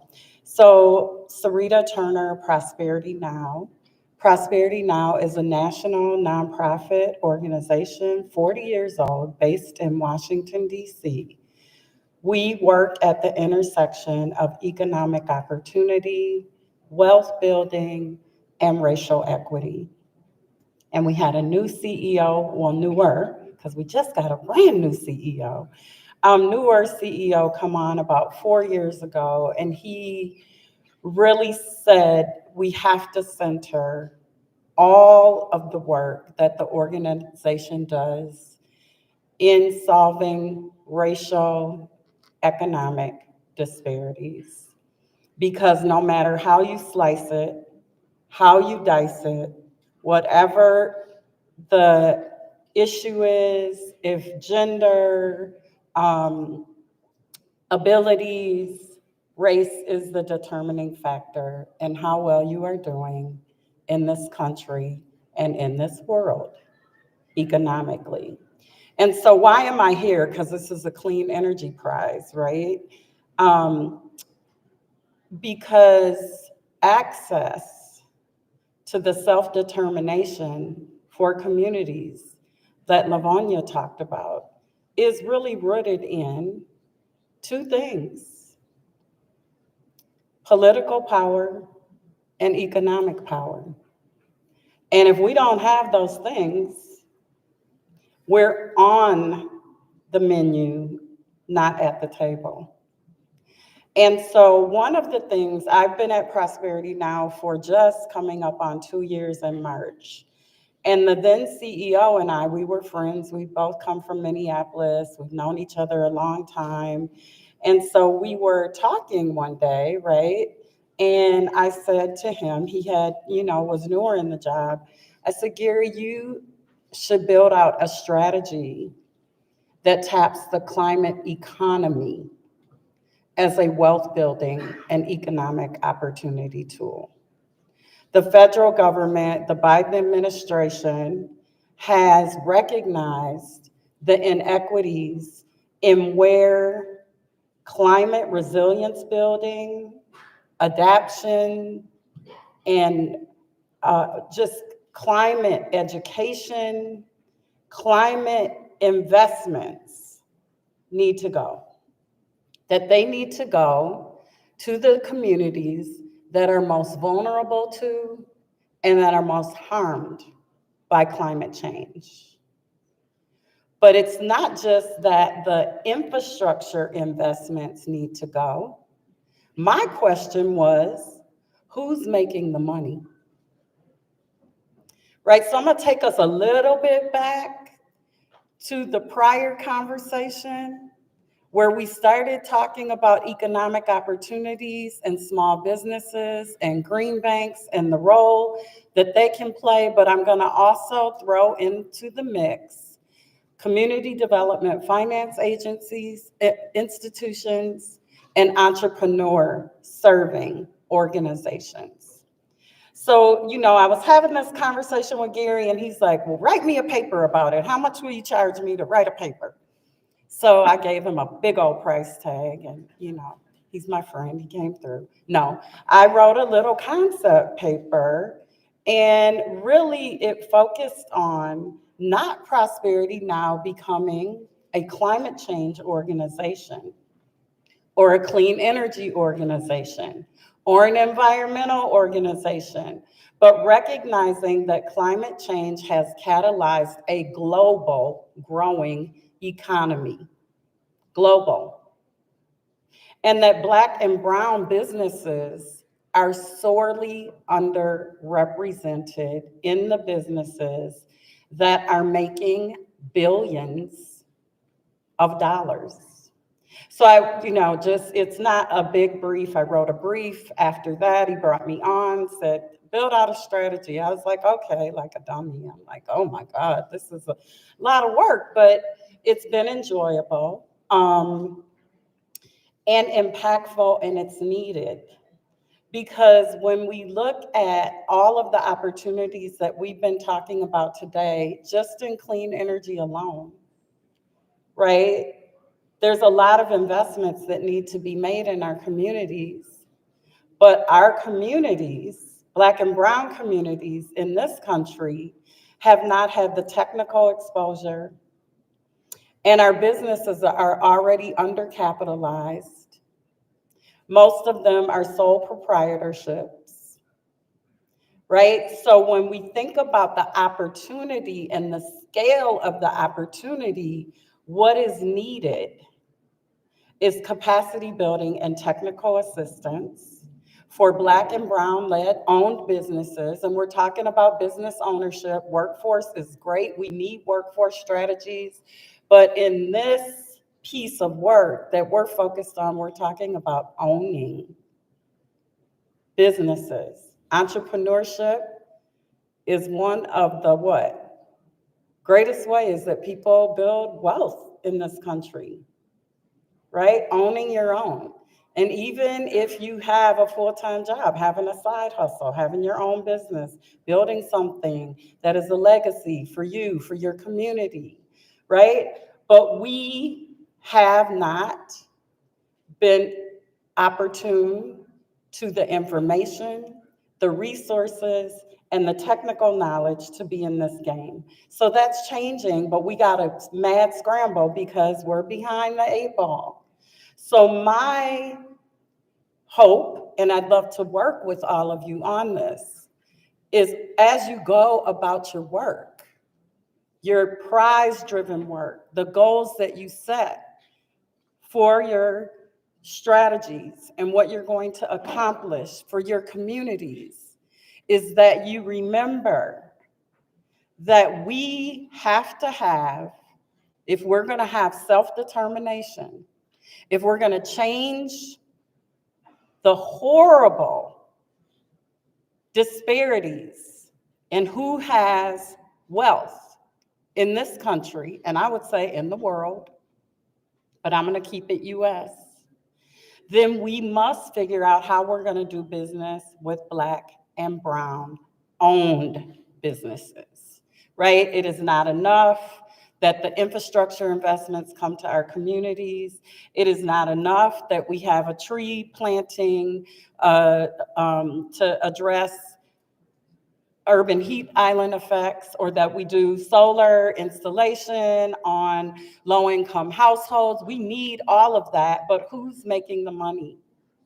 Who's manufacturing the solar panels? Who's sourcing the supplies that are making the panels?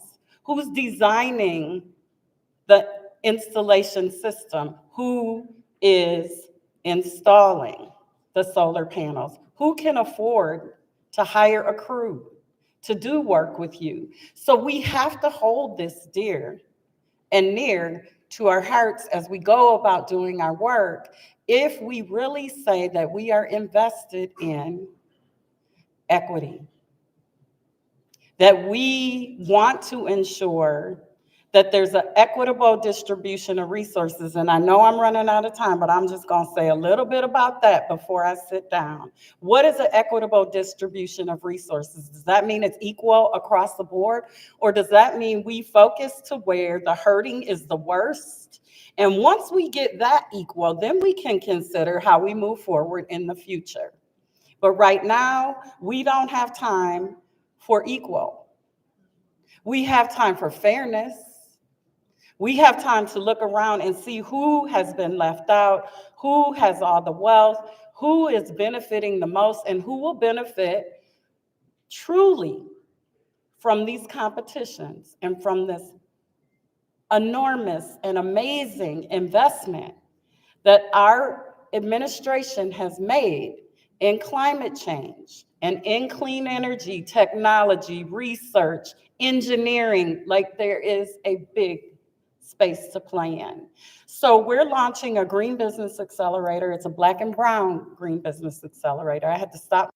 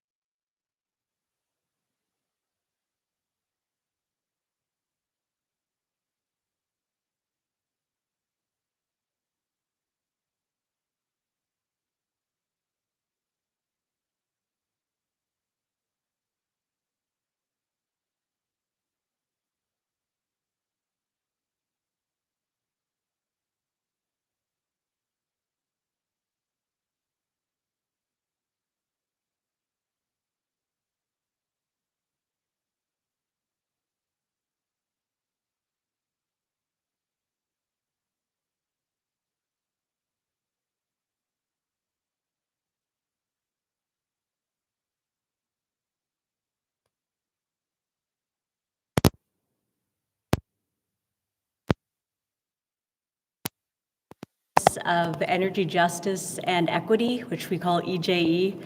I believe another one of my colleagues will be speaking tomorrow as well, so very exciting to be here representing EJE and specifically our education team. So we previously were known as the Minority Educational Institution Division, and we are going through a transition to becoming the Minority STEM Pipeline Division.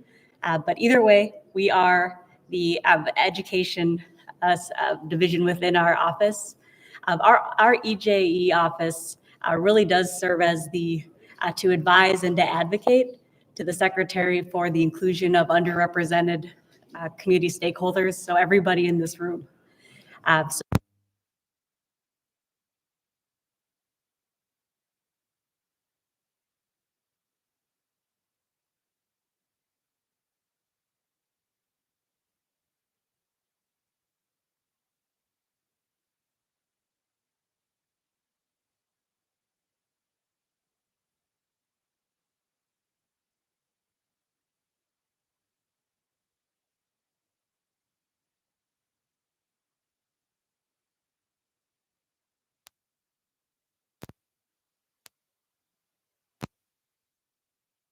know that we're moving into the workshop portion after this, but just to kind of show a little bit of what our team has in store for the next months in this fiscal year, and a little bit about where we were on the faculty side with the previous year. I'm going to touch on the faculty pieces a little bit more after this, but as you can see, there's a lot of emphasis on collaboration, which has been a big common theme that I've heard from everyone today. Internally within DOE, because our office, we work really closely across the complex with our labs, with our offices. Ensuring that we're streamlining the work that we're doing. There's lots of great efforts that are happening. So we're having those more strategic conversations on a quarterly basis, as well as with our external stakeholders. So one big piece I want to highlight for everyone is our Community Change Leaders series, which on a quarterly basis, we're just having conversations to share some updates and to really listen and hear from the communities and the different institution designations. So the last one that we just completed in October was with our HBCU and our predominantly Black institution colleagues. And our next one coming up in February is with for Annapeaseys. So please, February 22nd, I believe is our date. If you're part of an Annapeasy or you are a partner with an Annapeasy, that would be the next one to look forward to coming up in that series. We also just completed our first DOE to the People annual conference in California. And this is one where our stakeholders really are MSIs, minority serving institutions, HBCUs, and TCUs. So we're in the planning stages right now. So if you're interested in discussing some of the content that we might want to have be part of that conference, please do come up and talk to me afterwards. I love this touchscreen feature. This is great. Just as far as one area that we're looking to expand, we've been hearing from stakeholders that all the different funding vehicles at DOE and the federal government, there's different pathways that are a little bit harder to navigate through. It's so great to hear all the conversation around prizes. We've heard that contracting is another realm that is very difficult for institutions, MSIs and HBCUs to break into. So we're trying to do a little bit more focus on contracting realm right now to bring more of you into the contracting universe at the DOE and at the federal government in general. So a little bit more on that. And for student programs, sprinkle through. I won't talk about our MESIP program, but I have some information if anyone is faculty or students that are still here. And then I'm sure everyone, in your family, in your community life, you have people that are looking to expand their horizons and get into the energy sector. So this is a good, our MESIP program here is a good entryway program to be able to learn more about the clean energy sector. If you're coming from a STEM background or business or really anywhere, it's a good entryway program to come in. So happy to talk with you about that as well. And then we have some other programs here, but for time's sake, I'm going to talk about some of the faculty ones a little bit more. This one's really exciting. We're calling it our FACES program, our Faculty Applied Clean Energy Sciences program. And we're piloting it this year. I do have a code if you are interested in participating for expressing interest. It's a very quick entryway in to get a one-on-one conversation with our NREL colleagues about this. But in a nutshell, this program, it's a free program for faculty at MSIs, TCUs, HBCUs to be able to get direct access to a NREL mentor to work on one of their research areas for a 10-week program in the summer that's going to launch. It's very exciting. It's different from some of our other programs at DOE because you don't have to be of a certain research level. So it's a more we're looking for teaching-based faculty. So you can be able to have a product at the end of this where you put together a kind of curricula and you're able to bring it back to your classroom. So that's the goal of this program. So happy to talk with you about that.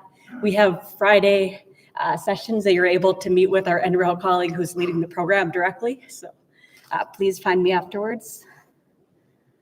Let's see. And we just have some quick educational pieces that we're working on. So stay tuned for more information that we're having some instructional videos talking about prizes, which you know everyone here seems to be an expert about now, and our contracting and our financial awards vehicles. So we're going to have this available on our website, along with some different live sessions. This is just a little sample of what type of engagements we've done in the past to kind of help navigate through the DOE complex. But what's coming ahead?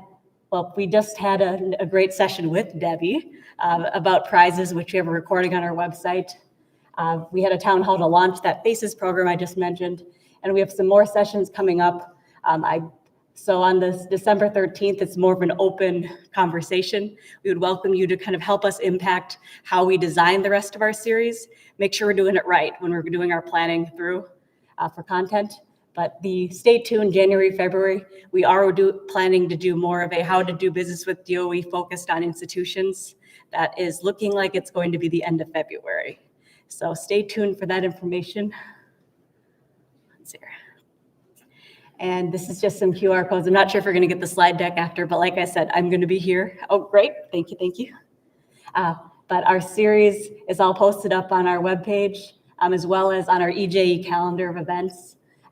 You're going to find everything that's coming up on there. So, and you can reach out to our full team here, as well as my contact information. And like I said, I'll be around. So I'm looking forward to chatting with you all. And thank you very much for having me.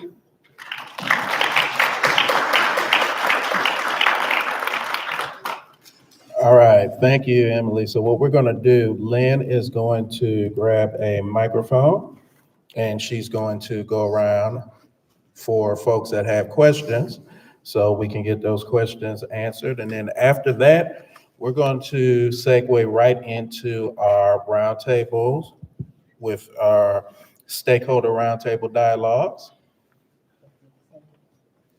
Yeah, stand, that'd be good. Yeah, either or. This question is for Emily.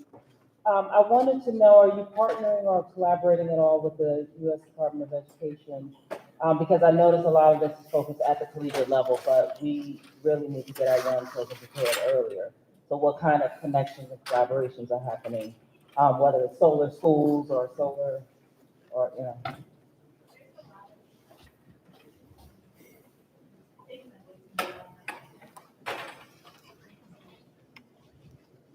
Great question.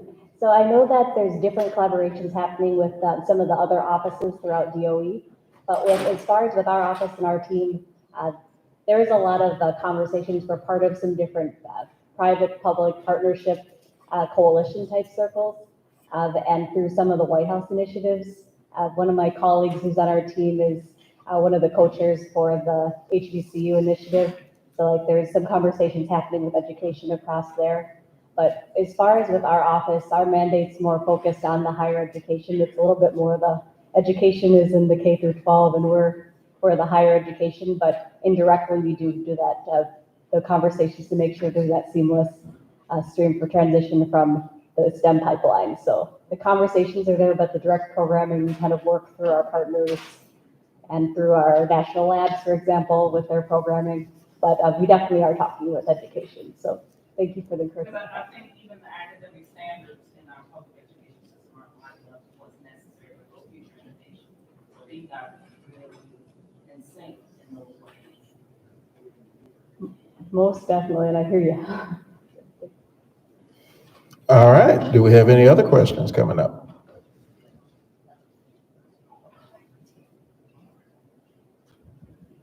My question is for Emily. Does these student programs are for undergraduate students or graduate students?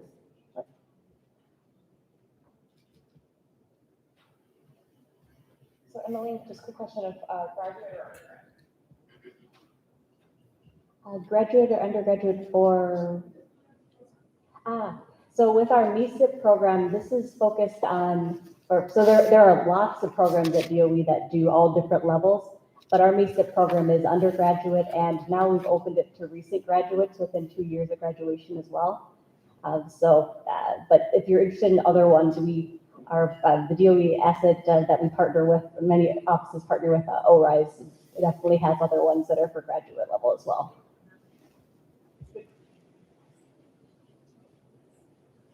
All right, do we have any next questions? Is it Serena?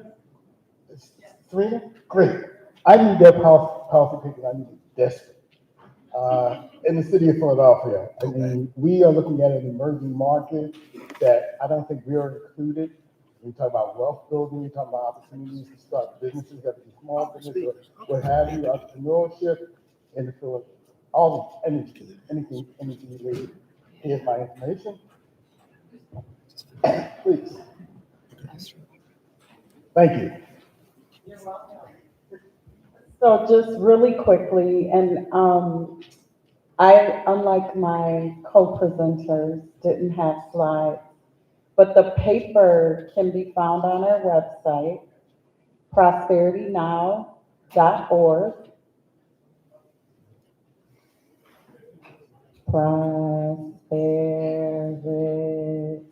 No, I'm sorry.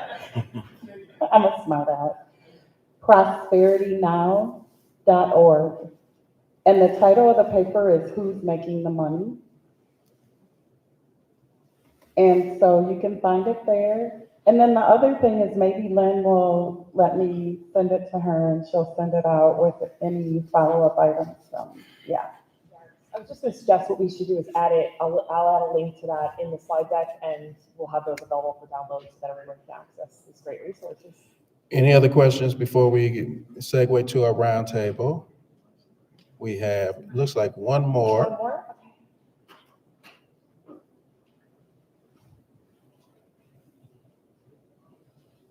Hi, Sophie Zakin with Nosec. This question is for Lavanya, but also for any of the speakers. Especially for you because of the MLK Junior quote that you used about moving from a values revolution to a policy revolution and how those interplay. How much do you find capitalism to be not conducive to making changes or the reality that we need to see moving forward? Big geopolitical question. Yeah, it doesn't work. Capitalism is about making profit, right? Profit over everything. But I think when we talk about policy, our economic values, our economic policies, right? They are based on the values of the people making those policies. And so when we don't center, as I said, the most marginalized, the most vulnerable in our values and how we're thinking about things and making decisions, and we also don't think about how the decisions we make affect the entire ecosystem, we get these inequities and these injustices. And unfortunately, capitalism is working the way it's supposed to work, which is why we have this problem. I think that, again, we have to agree on what those shared values are, right? I think we can all agree we want our loved ones to thrive, right? We don't want them to just survive. We want our loved ones to be healthy. We don't just want them to be barely making it and maybe not live as long as they should. And we have to understand that we're all connected and when one suffers, all suffer in some way. I even think about, since we're talking about energy, I'll make this really quick. We push solar energy, right? But yeah, there are a lot of people in Congo dying for us to have solar panels. So in our push for solar energy, we also have to have the conversation, right? So around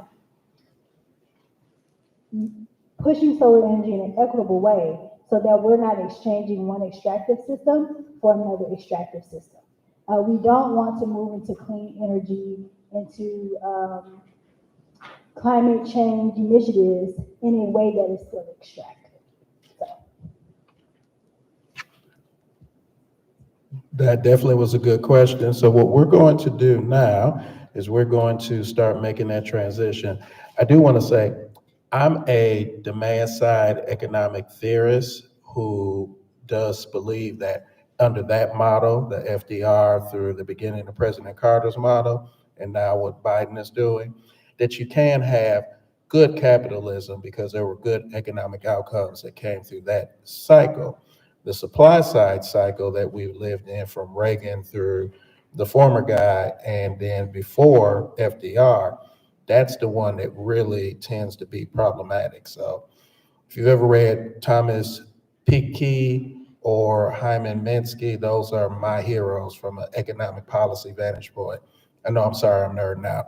So now, though, we're going to move to our next segment, which is, good Lord, I hate this thing. So our next segment, we're going to move into our roundtable discussions. And these roundtable discussions are going to hopefully bring all of you all together to start to share knowledge. You know, your organizations, your teams, your coalitions, you have knowledge from different parts of the country, experiences that can help others in their projects and their segments. So this is when we have our sharing is caring session, because sharing is caring. And it is helpful in that we're able to bring ideas that help catalyze the projects that we're working on to foster this joint, and excuse me, I'll get to the right slide.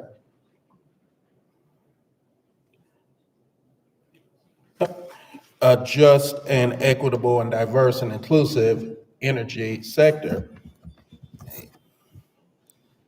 So in that, we're hoping that a few things come out of this discussion for different individual stakeholders. For those that are prize teams, we're hoping that, you know, you get to a point of, now that you're here, how do you keep this going? Now that we're at the end of this particular prize program, how do you keep this work going? And how do you advance your current projects or start new ones? How do you partner with additional entities, be it in the federal government or others? For the federal government stakeholders, how do we continue to invest in these inclusive clean energy projects? How do we make it easier for applicants to be a part of these programs, along with how do we communicate the good work that we've done? For those that are in the state and local government, how can I improve awareness of available resources, technical in-kind assistance, and other supports for communities to apply for these opportunities? Or how can, if you're a local community, how can I apply for these and build partnerships to go after these dollars and these opportunities? And how do we tell the stories of why this matters? Storytelling is important. You got to tell folks what's really happening so they can see value and benefit. For those in the finance sector, why does supporting these type of initiatives help us achieve an objective? Is it reaching a corporate, is it reaching a consumer audience? Is it generating corporate or entity goodwill around a broader media lens? Is this investment going to turn into something tangible and sustainable and create those sorts of tangible outcomes? And are there other funders or partners that I can bring to the table? And then for community organizers, academia, and others, how do I get information about these opportunities? How do I apply for these? How do I find partners that are interested in applying so that we can have broad-based teams that can take advantage of these? How do I find technical assistance and get those right partners, including those who previously won funding opportunities? So what we're going to do, and Lynn's going to come up in a minute and help kick us off, is I'm going to ask everybody to gather around 11 tables, and please mix it up. So don't sit with everybody that you came to the party with. You know, spread around, get to meet some folks you didn't know. You know, you can ride back with your crew afterwards, but this is the time to get to know new people. And then we're going to have at each round table 1 to 2 moderators. Those moderators are going to start with prompts to help get individual brainstorming. So we're going to kind of popcorn this stuff, or as the great and venerable scholar, Dr. Stephen Strange said, we're going to Scooby-Doo this stuff. Then we're going to come together at the tables to exchange ideas and explore themes and linkage.